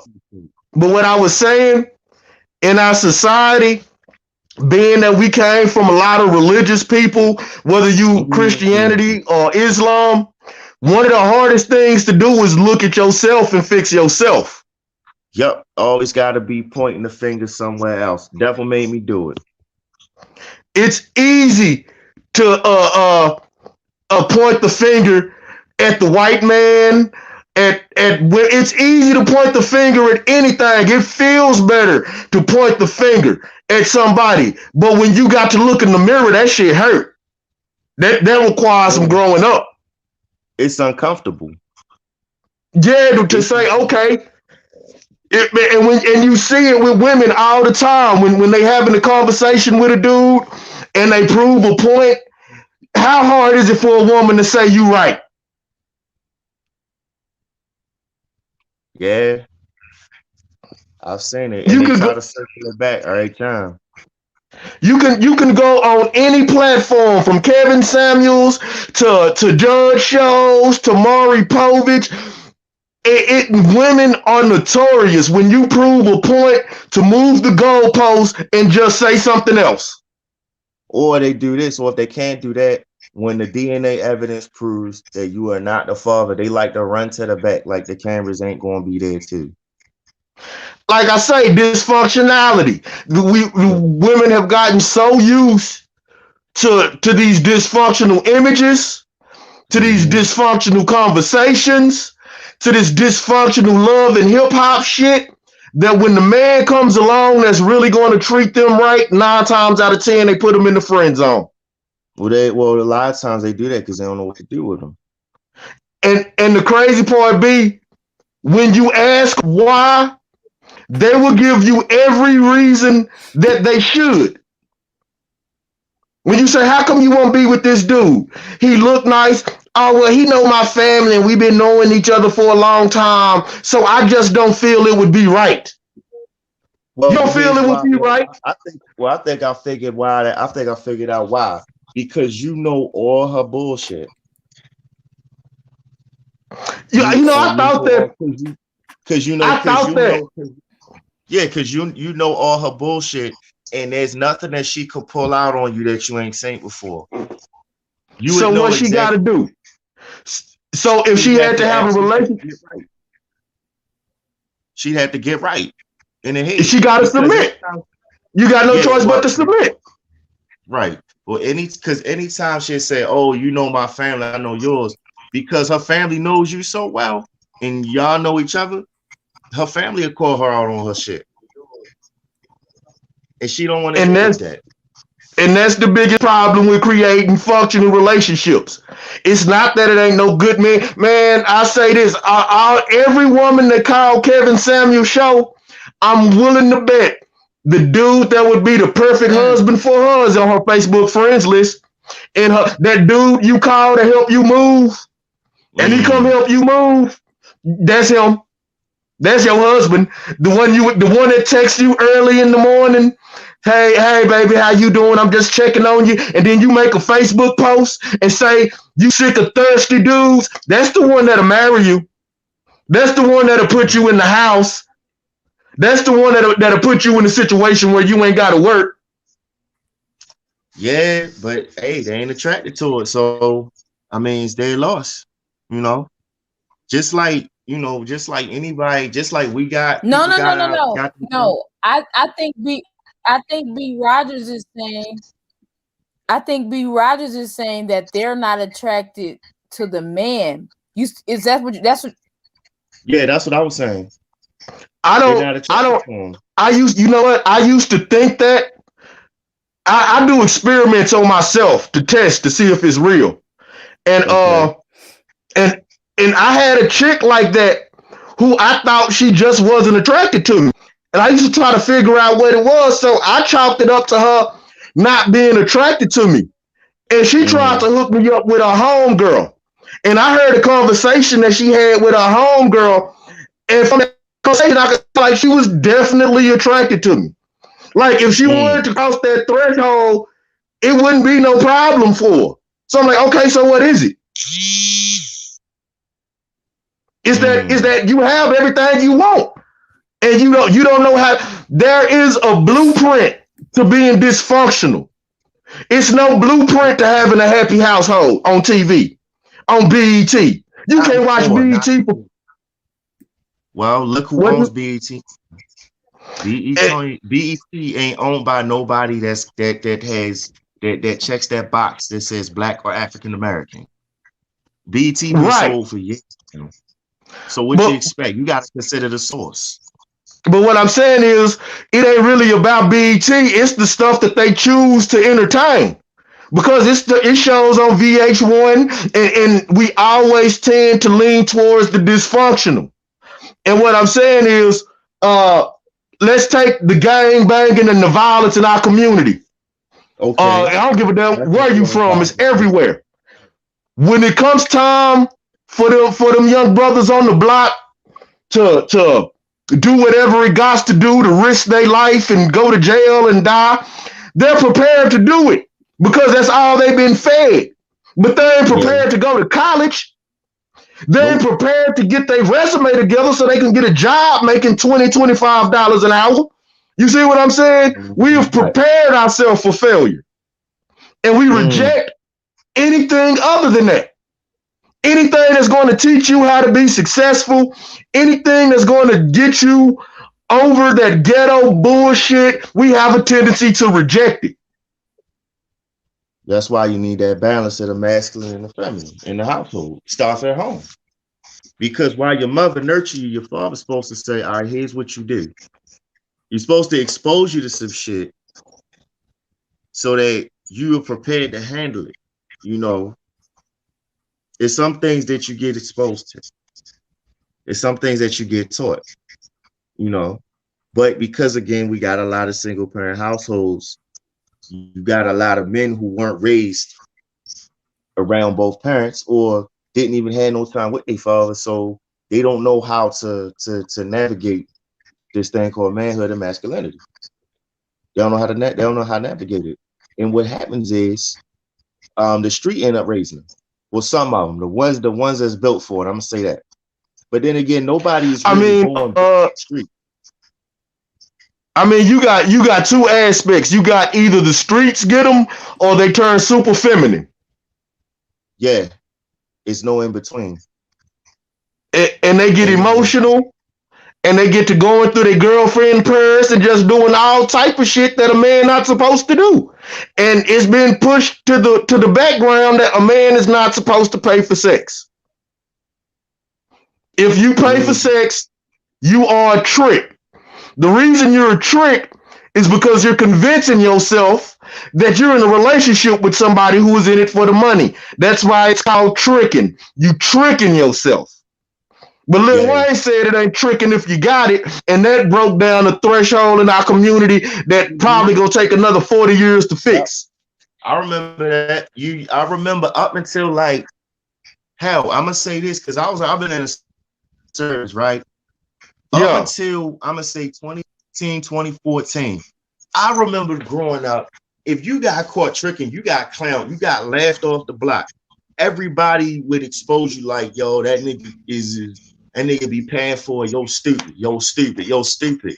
And then I come home from deployment in 2013, and not even before I even left deployment, this cat from Atlanta was like, yeah, bro, like these rappers, you know what I'm saying? You saying with these bad females, whatever, but a lot of times they paying for their attention. I'm like, their attention. I'm like, oh hell nah. But nah, that's the move, man. And it got so prevalent and people got so comfortable with it that now within 48 hours of getting a girl number, all of a sudden she need help with her light bill and shit. And it's the middle of the month. Like, how you figure that?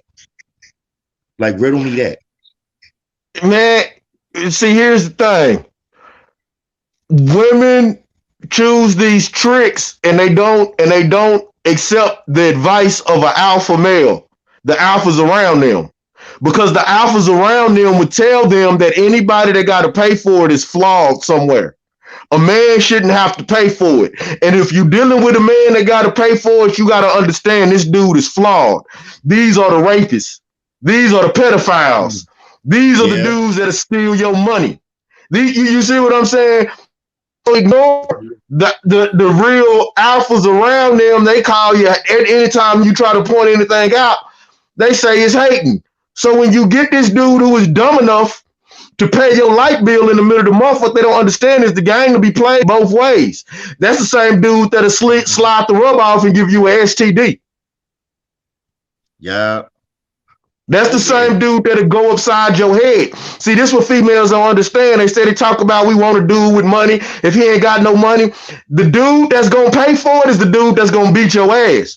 Cause soon as you act the way I don't want you to act, then I have the right to put hands on you because you're not a woman.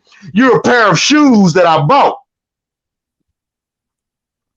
Once you submit to somebody that's paying for it, you dehumanize yourself.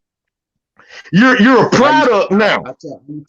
I used to try to say it all the time, but then somebody say, "Oh, one way or another, you paying for it." I'm like, there's a difference between legitimately taking somebody on a date, right? That's something y'all both enjoy, okay? Yeah.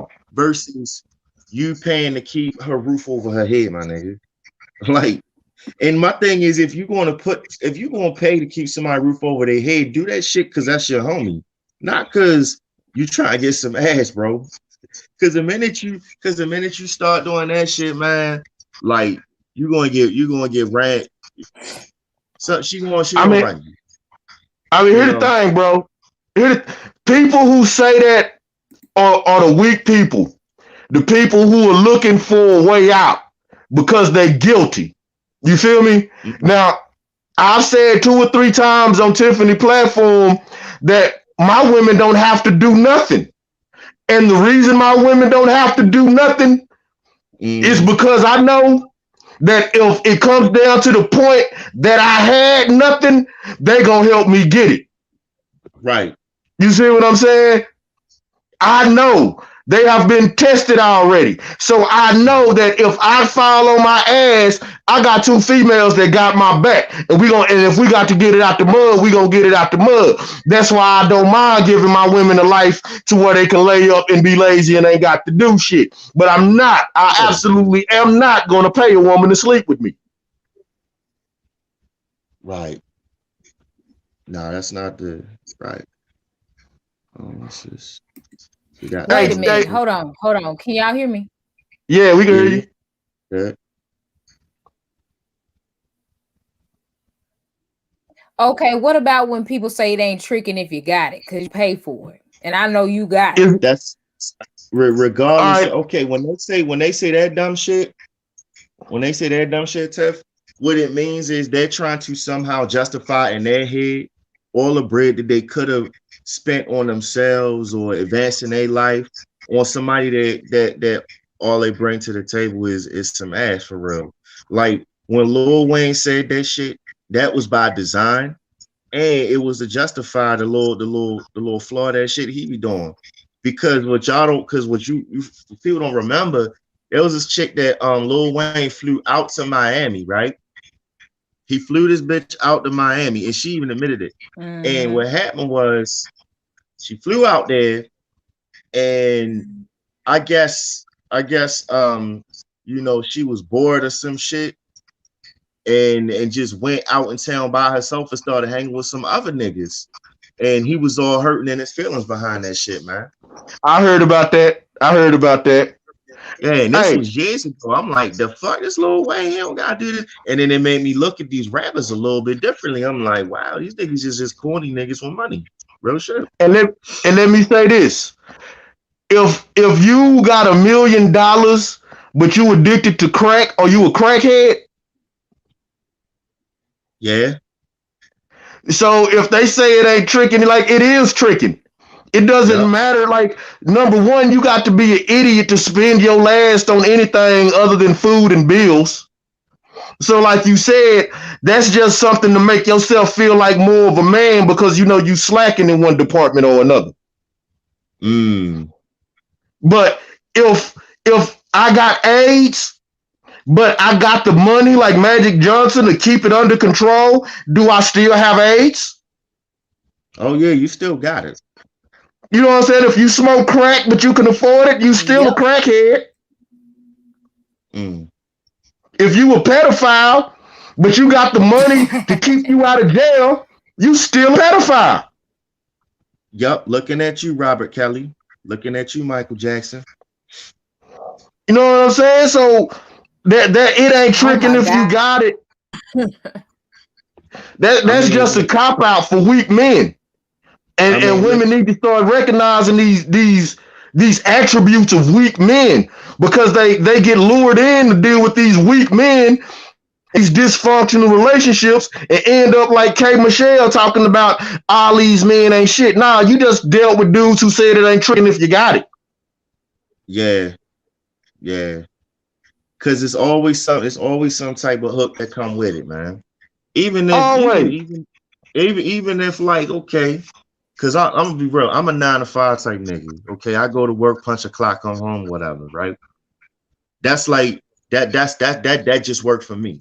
But for somebody that's out there, like they say they trap and hustling, whatever you want to call it, yeah, they getting fast money, but it's something that come with it. You might have a slow day. You might have somebody that run off on you. You might have a face watching. You might have snitches in your camp. You might have niggas that try to kill your ass. It's always something that come with it.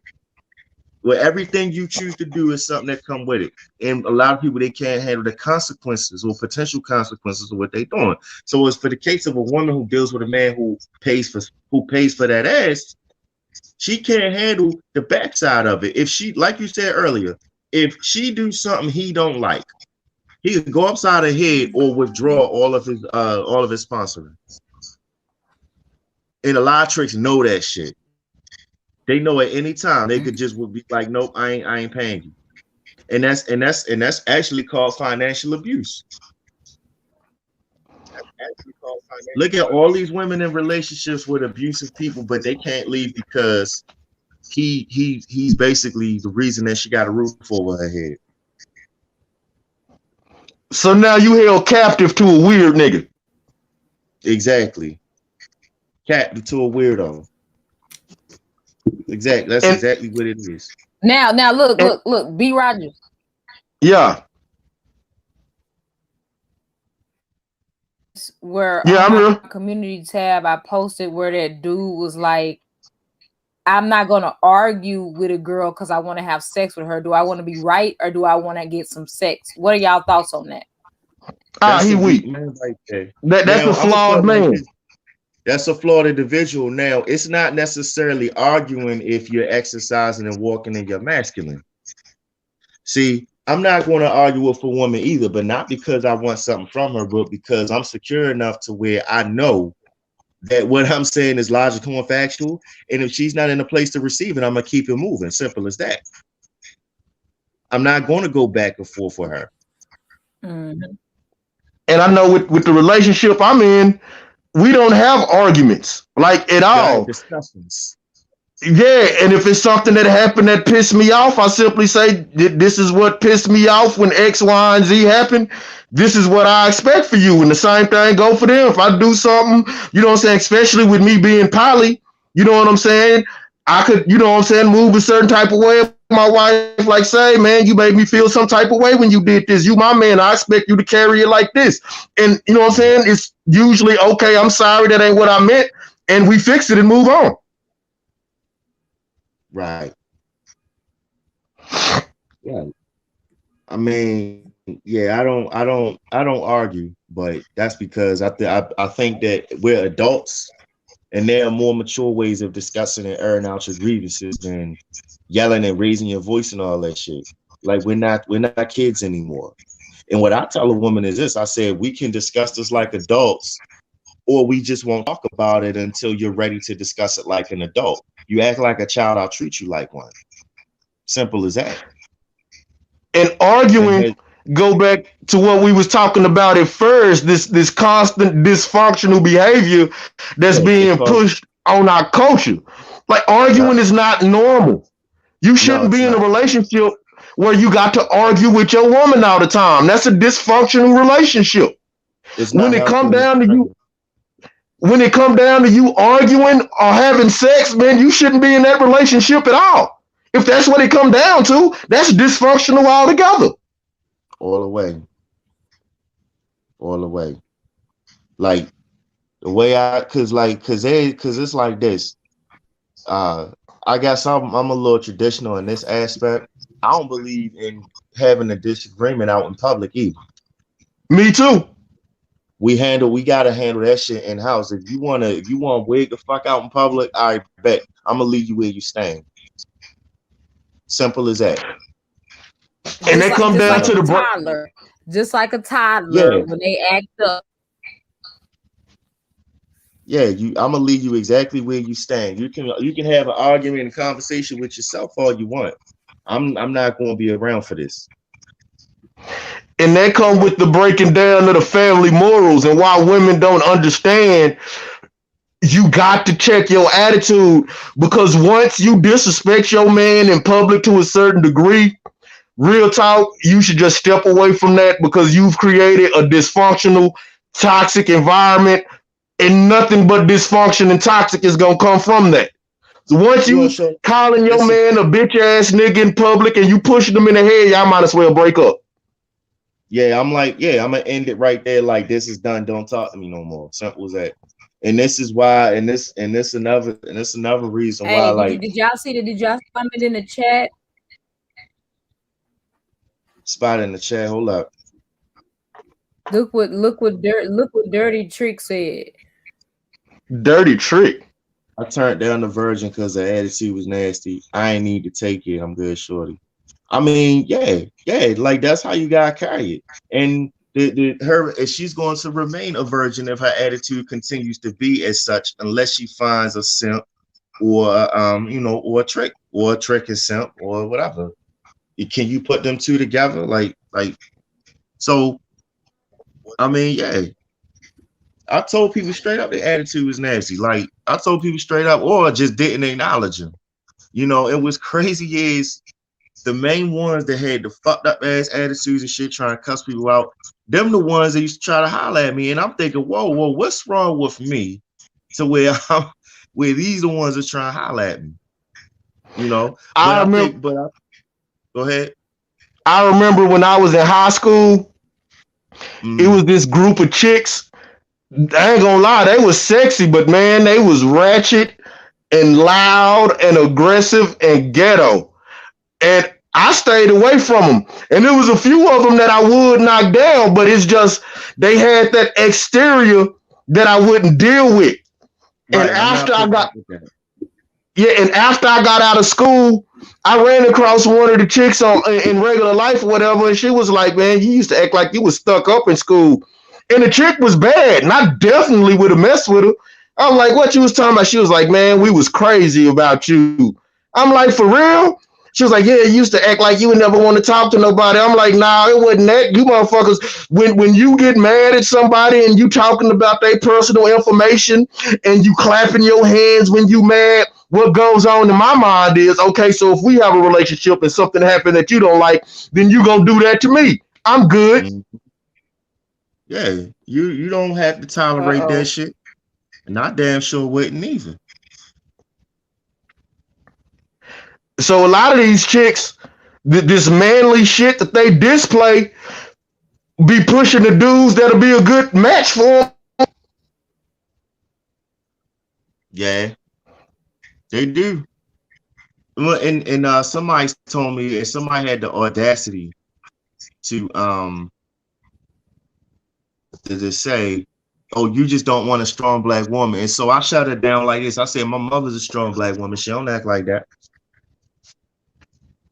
Real Uh-oh. shit. I said, "My I mother a mean, strong black woman like that." I said, "My here the sister's a strong problem. black woman. They don't act like that. But here the They damn sure problem. don't act like that." As a matter of fact, both They of them engaged right now to motherfuckers who want to up and up. So it's I mean, like you don't have to act that way, but I because mean, they had their but here the fun, problem, bro. Here, a lot of women equate being loud and obnoxious to being strong and independent. mm-mm. Loud and obnoxious is not strong and independent. Loud and obnoxious is loud and obnoxious. I know a lot of loud, obnoxious, codependent ass women. And it tripped me out how these women talk about independent this, independent that, and then you mad when you 38 and alone. Well, hell, that's what independent mean, alone. Which one do you want? Mm. You know, that's why I say we got to look at these words. Well, words have spells, man. They got power. You can speak something into existence. You can basically speak your reality. So it's like when you talk about I'm this, I'm that, and I think a lot of times society has also pushed the narrative that the black woman is strong, right? Yeah, she can be strong, but that's not her place to be strong. If you think about it, because if she's strong, that means she's occupying a masculine space. And in occupying a masculine space, she's not allowed to freely express her feminine, you know? So strong ain't really a compliment for a woman if you think about it. Queen Tab said, "I hate loud people." Yeah, me too. What happens is when I just kind of people think I'm an introvert in public because when I get to a ratchet ass part, or I find out the party ratchet as hell. Hey, what's his name go? I'm trying to figure out where he went. Yeah, what happened to him? But like I was saying, the whole loud, aggressive, whatever. I've never been one. I ain't never really railed against it like that because I see that and I just like disassociate myself. I just don't even engage it altogether. Like I don't even give it any type of energy because when you do that, you're basically inviting it. That's how I look at it. Mm-hmm. But like when it come down to it, as far as like the whole tricking thing and the weak men that seem to get attention because all they have to offer is their money. Like there needs to be some accountability on our part to basically shut that shit down the way that's not cool. You know, that's not cool. I mean, there's a difference Here, between. Tony, can I touch on something you said briefly, real fast? Go ahead. When you said that that girl that the dude in the chat turned down is going to remain a virgin if she doesn't change her attitude, unfortunately, most men will still sleep with a woman. You see what I'm saying? Even if she has a bad attitude. So we need to get men to stop tolerating bad attitudes just to have sex. What I'm saying, no, what I was saying is I said because you missed the other half of it. I said she'll remain a virgin unless she runs into a simp or a trick. Is what I'm Oh, saying. okay. I'm sorry. I didn't hear that. Yeah. And yeah, she'll remain a virgin until she runs into a simp or a trick. And what'll happen is then she'll get hers and think that she has power. In fact, I used to get mad. In fact, I used to get mad. Not that niggas was spending money on bitches. I used to get mad that like niggas was entertaining unattractive women and gassing their heads up to make them think they better than what they are, just to hit. And then by the time they come across somebody like me who don't pay them no mind, I'm all of a sudden the bad guy. There was a case where I was it was this new club that opened up, right? I was stationed in Virginia, and it was this new club that opened up. And I'm with my friends, whatever. We outside waiting for it to open up, right? And the shorty, she walked up the strip, walked back down the strip. I guess trying to look for a spot to cut in line, right? Mind you, we all going to the same place. We all gonna pay our little $15, $20 to get in the chair. Anyway, I'm gonna give you a visual. She was about 5 feet tall and 5 feet wide, had more rolls than a Danish bakery. Basically, was built like a sack of laundry, right? So she was trying to, and she had the nerve to have on this white skirt that was like it had sequins on it. So she looked like a walking disco ball, right? And she came up near me and was talking about, can I get in front of you? I said, no, you can't get in front of me. She said, why not? And then tried to get on and tried to get in my shit about it. So I basically packed on her so bad the way she was crying, talking about she gonna get her brother. And I told her, get your brother. If I was your brother, I slap the shit out you for embarrassing the family name coming out. I was looking like that. But other niggas would have been like, yeah, the thirst is real. And other that's why niggas, like a lot of sisters gotta understand these thirsty dudes, these dudes that are paid for you, these motherfuckers don't be right. And when you choose these dudes, you choose in a dysfunctional relationship. yeah,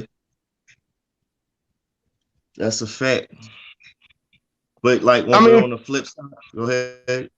I was gonna say, if you know this chick look like old dirty bastard from the Wu-Tang Clan, it ain't no man who likes women would be attracted to you, and then the dude you deal with is only dealing with you at 2:33 in the morning.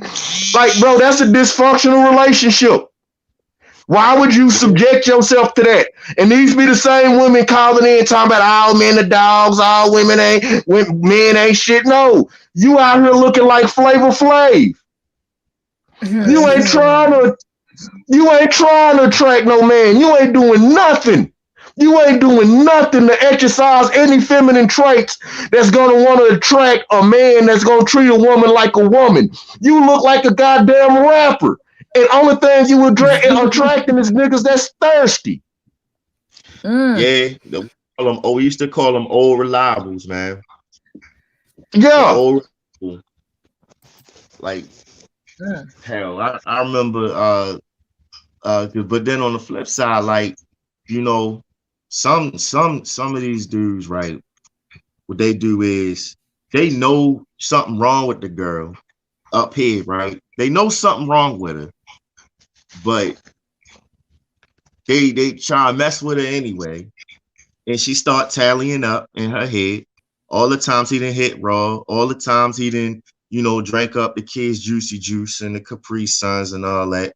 All the times he didn't use her car, all the times he used her debit card to purchase $30 of studio time or whatever for his mixtape that don't nobody want to listen to. And then when she flipped the fuck out on him, he get confused. He get confused. Like, you knew something was wrong with that girl, man. So I mean, something gotta happen for the something guys. We gotta deal with this shit. Like, the thirst gotta stop, the tricking gotta stop, all of the going to the basing everything on our lower selves has to stop. But people And ain't trying to do that. And I'm gonna come out and say this. Like I say, sexually, I've always been able to get the woman I want. And you living the life that I live, I've noticed when you find these dudes with these chicks that look like Bruce, and these chicks, you know what I'm talking about. You know what I'm talking about. You see these dudes with these chicks and they be all wrong. These dudes is going after a certain type of chick because they have low self-esteem. Yeah. You gotta identify that. Like, a dude will be with a chick that no one's attracted to. Like, I have a conversation with a dude and they be like, I like fat chicks. I be like, no, you don't. You fucking with her because you got low self-esteem. Now, some fat chicks are cute, some fat chicks are hittable. But some do look good. I ain't gonna lie, when they be cute in the face. But when you look just like Bruce, you know, you sweating under your lip. I hate that. You got the sweat under your lip. You know what I'm saying? You're breathing hard. Whitney Houston in The Preacher's Wife used to sweat on her top lip. Whitney Houston. I hate that. I don't know why I hate that, but it's just worse when you fat. It is. I guess you can see it better. I don't know. But the point to what I'm saying is, these guys be with these women obviously because they have low self-esteem. Yeah. Oh, most definitely. Most definitely. Cause it's not that they like fat girls, it's that they know they can get fat girls. Ooh, you better preach, Tony. They know they can get them. Like, let's be real here. Like, listen, all the booger wolves and bridge trolls I saw on the service show that had like whole dudes. I'm talking about like wifing them up for real. I'm like, yo, like, what's up with all that? Like, but you know, dude to be like, yeah, man, she all that. I'm like, yo, Doug, real rap, she for everybody, man. Everybody knows she for everybody, but they don't want to hear that shit. So I'm like, all right, you're lost, G. But and they go to a lot of these fucked up relationships these females be talking about when they talking about, this dude messed with me and he used me. Bro, he knew you had low self-esteem, and when he first seen you, he didn't look at your body. He looked at you and he knew, I know she get $400 in food stamps. I know for a fact she got all the juicy juice and Capri Suns. I'm gonna be in her apartment building selling all the weed, sleeping all day, eating up all the baby Fruit Loops and drinking up all the Capri Suns. Like, you got to know that you look like a man. You not only do you look like a man, you look like a professional football player. And the only men who are going to deal with a woman that look like a professional football player, they're obviously using you for something. Nothing is functional about this whole scenario. Nothing's functional about this whole scenario. Coming off the edge, man, look like she about to go get the quarterback. Coach put her in on third down passing situations. Man, I seen this shit on YouTube earlier today, and it was talking about this black comedian who was talking about men are broken and this and that. I can't think of a name. Looked at the picture. I say, man, this chick look like Kyle Barker off of Living Single. No. Like, dog. Like, bro, we gotta be real, man. You know what I'm saying? They showed the picture of him. They showed the picture of him with the high. The nerve to say men are broken. Yo, who wanna get head and look down at a chick that look like Kid and Play?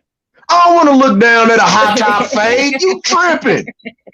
Like, for real, they used to say the brown paper bag test is light skinned enough, but now the brown paper bag test sees like, do I put a brown paper bag over my head before I go at it? Like, but why you see you need to stop putting that Disabilla gorilla up there, man.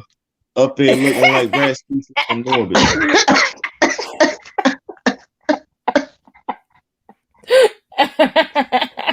you know what's crazy, bro? And the crazy part is, if you tell the truth, you bashing women, but nobody says Wrong. nothing about. You know, No, but nobody says nothing about the women who say if you ain't got no Jordans, I ain't talking to you. If you look at hey, the way women have judged men in the past 40 years, it's absolutely insane. You could be coming home from work and you dirty from working, and a chick turn mhm. her nose up at you. You could have a cutlass and not a Lexus, and a chick turn her nose up at you. So you mean to tell me that I'm now bashing women when I say I don't want a woman who look like a football player? You out here looking like I'm gonna Muhammad Ali. put it like this, right? You can't change your height, but you can definitely do something about your weight Or you if you can do want to. something to make yourself appealing. You can do something. God damn, you can do something. Yeah, yeah. I had a homegirl who, you know, and that's all she ever will be to me.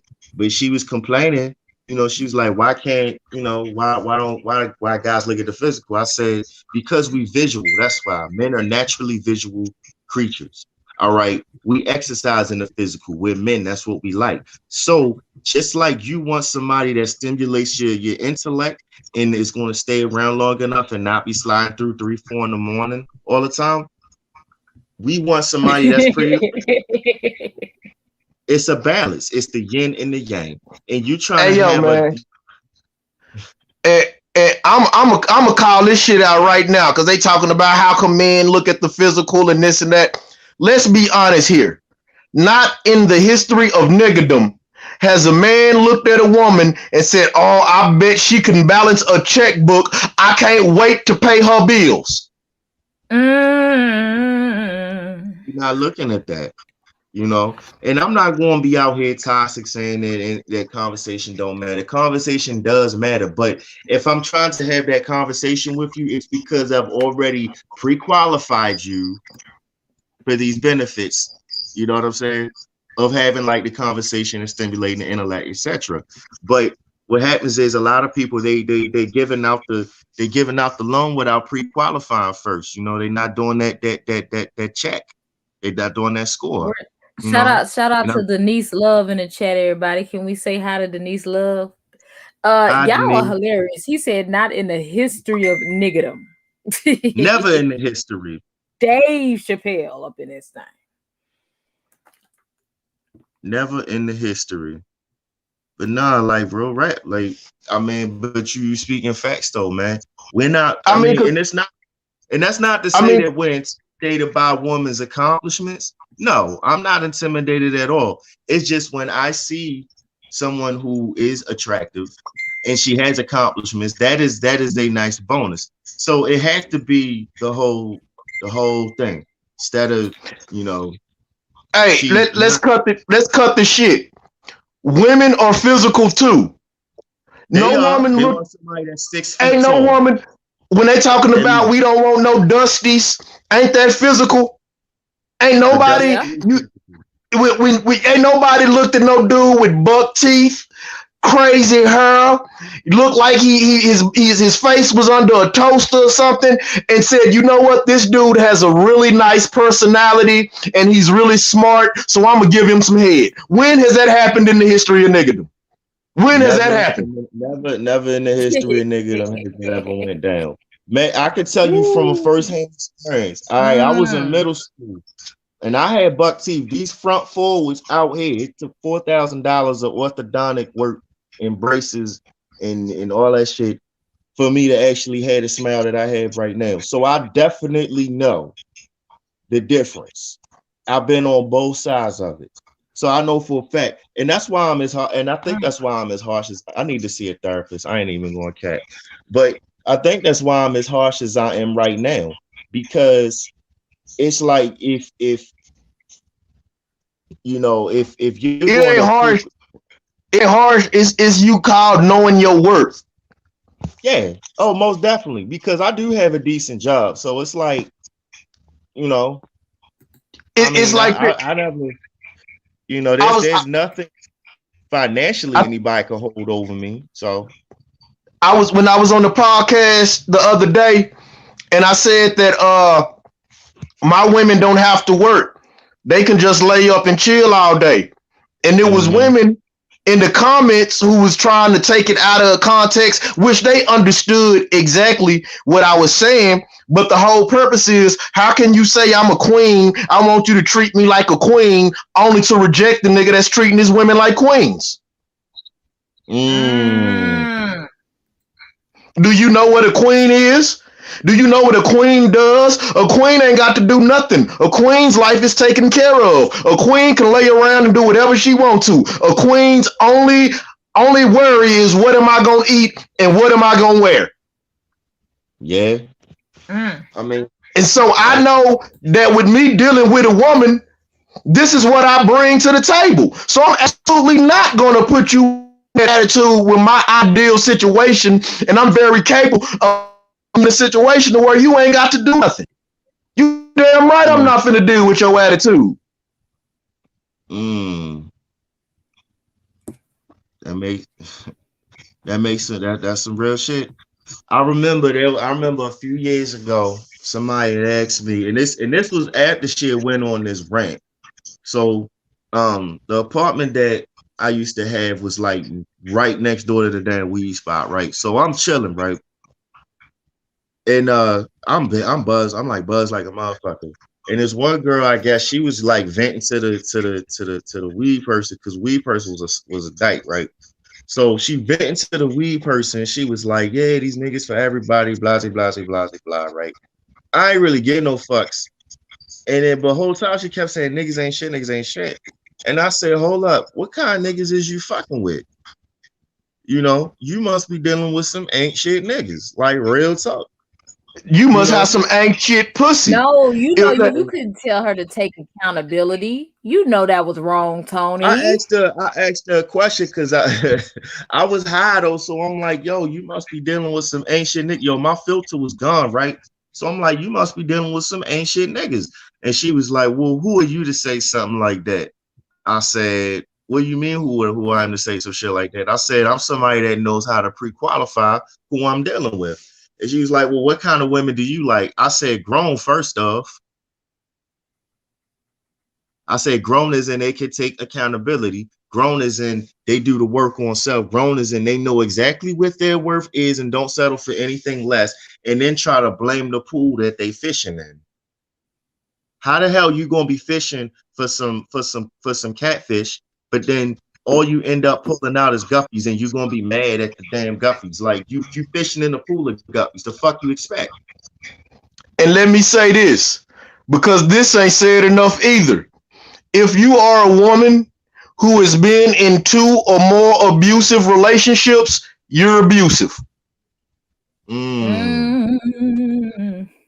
It's a small percentage of men that are abusive, and we coddle these women too many times when they are the very ones that's abusive. You mean you was in California, found the abusive dude, had to go through a thin line between love and hate episode, moved to Texas, found another abusive nigga, went through a thin line part 2, moved to New York, found another. Goddamn, it got to be you. It got to be you. It's the energy she putting out. And because I know I'm a freak, and I love to lay down next to a woman, and I assume that most men are like me. The typical man don't want his woman with a bloody mouth. Hell no. Just off top. That's not sexy at all to me. The typical man don't want to look at his woman with a black eye and her face all swole up. So if you are consistently in these abusive relationships, baby girl, you abusive. Eat the cake, anime. And what they won't say is a lot of these women like abusive relationships, because that's what's on Tyler Perry. They want to be able to say, this nigga put his hands on me. This nigga, they like that shit. Yeah, it's almost like a dysfunctional status symbol, like somebody that brag about how many felonies they got. I was just gonna say that if you look at Honeycomb Brazy, the dude who grandparents got killed, if you follow his tape, if you follow the shit he put on YouTube, it was a instance where they had a shootout, and he had his little cousin that had cancer with him, and they was talking about the shoot. Mm. So I mean, but he brought that on himself though. If we gonna be real, he brought that on himself. I'm not. Don't tell me I'm the only one up there. Hold up. Nah, you're not the only one up here, Tony. All right, I'm getting ready to say you had me. I'm like, you had me exposed. I'm like, like, yeah, but I was looking at Honeycomb Brazy shit he had on YouTube. I don't know how old it is, but they had just had a shootout and they was talking about it. And you can tell that they loved it. All them niggas around him and everything, like they loved that shit. They love to be able to talk about how they was in a shootout and they pulled up on this and then he pulled. They love that shit. And it's the same with women in abusive relationships. You love calling your homegirl, talking about, let me tell you what this nigga did. They love following you to the club and catching you with a bitch. Like, they treat you like shit. They make your household unbearable, so your only option is to leave. And when you leave, realistically, you're going to find another woman. So they follow you to go find this other woman. Like, come on, it's 1 + 1 is equal 2. You know what you're doing. You like this shit. You like doing this shit. Yo, yeah. I mean, it's like, I mean, shit. I went through the same thing. I used to always find myself in physical altercations, always throwing hands with somebody, always fighting, you know. And it was fun to me because I mean, see, this kind of fucked up because I learned how to box and shit. So like, you know, I would go to a situation where I know niggas would try to clown me, I clown them back, and you know, I got a slick ass mouth, so then they try to fight me and then I beat their ass. I used to think that shit was fun. But then I realized that shit get tiresome after a while when your only basis of conversation is some confrontation that you was in, you know, and being logical, you be like, all right, there's more to life than this shit. But like you said, a lot of women, they like the fact that they like to, in essence, create the drama that they're in. They like to manufacture the drama. They like to manufacture the beef. They like to manufacture the dysfunction, you know. I mean, that's just some real shit right there. What's his name go at? Yeah, because Tony, and I have to admit this, it seems like us as women, we thrive off of drama. Yeah, because what, you know why? Because y'all are naturally emotional. And what happens is drama elicits an emotional reaction within you. That's just who you are. Y'all are incubators. Y'all are the ones that hold the baby for 9 months. With us, we just get the shit out and we straight. You know what I'm saying? We're external. Y'all are internal. So the drama, y'all hold on to that. It's like the emotion y'all hold on. Y'all like to feel something. You know, some people they don't have anything else. I'm not gonna say, well, some people they don't have much of an interesting life, so they have to create that catalyst for an altercation or any type of drama or beef or whatever it is. You know. Hey man, when I was gangbanging, I got the energy to gangbang because my mama used to mentally and emotionally abuse me every day. So you gotta take that out on somebody. And that gave me the mental capacity to be extremely violent at a young age. And I can honestly say I enjoyed gangbanging. Well, I love gangbanging like going to Six Flags. That's why I ain't on trip on the fact that I'd have been shot up in this, because I loved it. That's what I was looking for. That's how I got the name Set Trip. If I'm on the block, it's definitely some bullshit going on. It's definitely gonna be some set tripping going on. That's why we here. That's why we got these bandanas. That's why we got these guns. And we just used to sit around and wait to see somebody with the wrong color on so we can go be some niggas. So yeah, I can say, I love that shit. I couldn't wait to find the enemy gang member. I didn't give a damn if he was on his turf or not. Now we on some bullshit. That's why every time I talk about it on this platform, I always give them, bro, this is bullshit. You ain't gonna get nothing from it. No, it don't. You don't get nothing out of it, man. It's not because what happens is because like I'm from Baltimore, right? So when we weren't really banging, it was more or less like which neighborhood you was from, and it was like Oh, if I've you been to caught Baltimore. someone, Baltimore nuts. Baltimore nuts, boy, boy. you went shit. Here we go again. so like, My so daddy like, said so that. like, My daddy said that.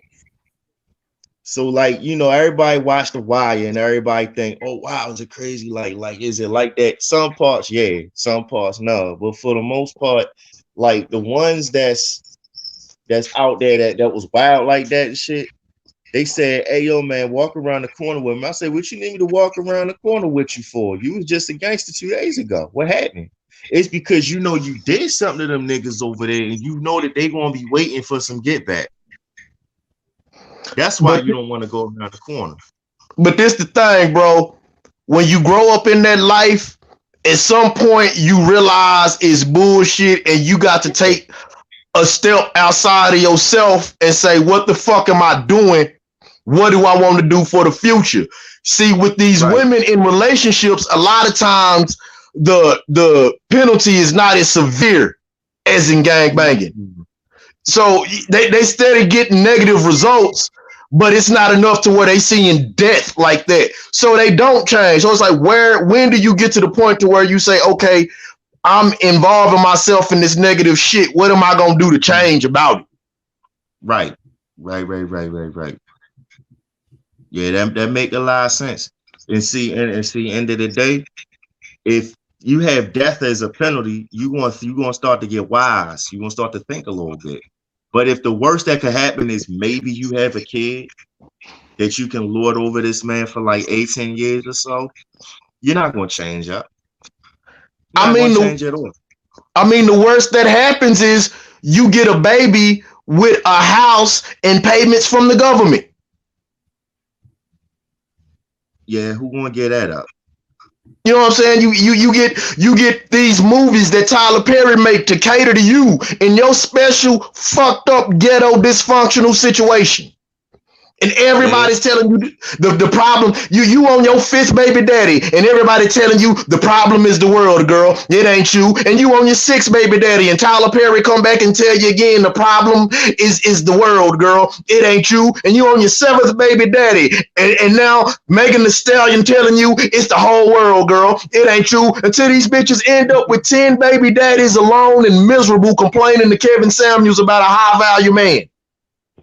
And how they can't seem to get one. I mean, listen. I mean, even though Meg Thee Stallion like kind of looking like Della Reese right now from Harlem With Nights. Tyler Perry, so the views and opinions of B. Rogers is the views and opinions of B. Rogers. Like for real, man. Like it see my whole and see Tyler Perry is my future boss, so I don't agree. I don't agree, Tyler. Okay, go ahead, Tony. so like I was saying, because I mentioned this several years ago. It was a status I made. In fact, I'm gonna find it and post it on my Facebook because me and Tiff friends on Facebook. So but it had got a positive reaction. People was laughing, thinking I was just going at somebody to be going at them, but I was speaking some real facts, like somebody that's on their bullshit and then all of a sudden can't seem to find a high value man. And unfortunately what Tyler Perry does is he shows that no matter how bad you do, there's still a pipeline for you to find a high value man. And I'm like, no, that comes with working on self, man. Like real rap. Like real Hey rap. sis, hey sis, what you want to do? We at 2 hours and 36 minutes. Yeah, she said we got 2 about minutes. 10 minutes. We got 2 minutes. Y'all take us out. 2 minutes. All right, so I'm gonna say this. It's been a pleasure once again to grace the presence. B. Rogers, you a real nigga. You want some real shit. Tiff, thanks again for having me. I appreciate you for all that. You're hilarious. You know what I'm saying? I appreciate all that you do. And that's all I gotta say about that. No, Tony, let me say something. Why we always know y'all from Baltimore when y'all say do or any type of I knew that was going to happen. I knew that was going to happen. It's wild. I mean, yeah. I mean, it's because I blame the wire for that. Because ever since then, it was like, oh, you from Baltimore? Say two or say juice or say Doug or whatever. Like,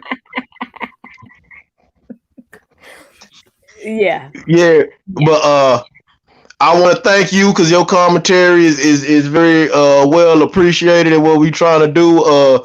Give a shout out to JT, the bigger figure over in Africa, buying land and making it available for us Americans if we get tired of America to move back home. So I always got to give a shout out to him. I want to give a shout out to NLE Chopper because that's a young brother who's coming to a spiritual awakening and trying to better himself. And I feel that mm-hmm. as black people and as in a platform of rap, we need to push these brothers to do better for themselves. And definitely, I want to give utmost respect to Tiffany M. Draper. That's the black man Oprah right there. Thanks for having me. Uh-oh. Straight like that. Straight Listen, like that. You are the this black the man first over. time I'll be able to end the show and y'all can hear me. Holla at your girl. You did. So yeah, y'all enjoy y'all night and remember, douching should not take the place of soap and water. I just always want to leave the ladies with encouragement words. If you stink, just get some Febreze and stick it up there and spray. It's your girl at Tiffany M. Draper. Thank you to my co-host B. Rogers. Thank you so much, Tony, Mr. 90 Levy. Shout out to Pro Express, K Shizzle. I am out. All right.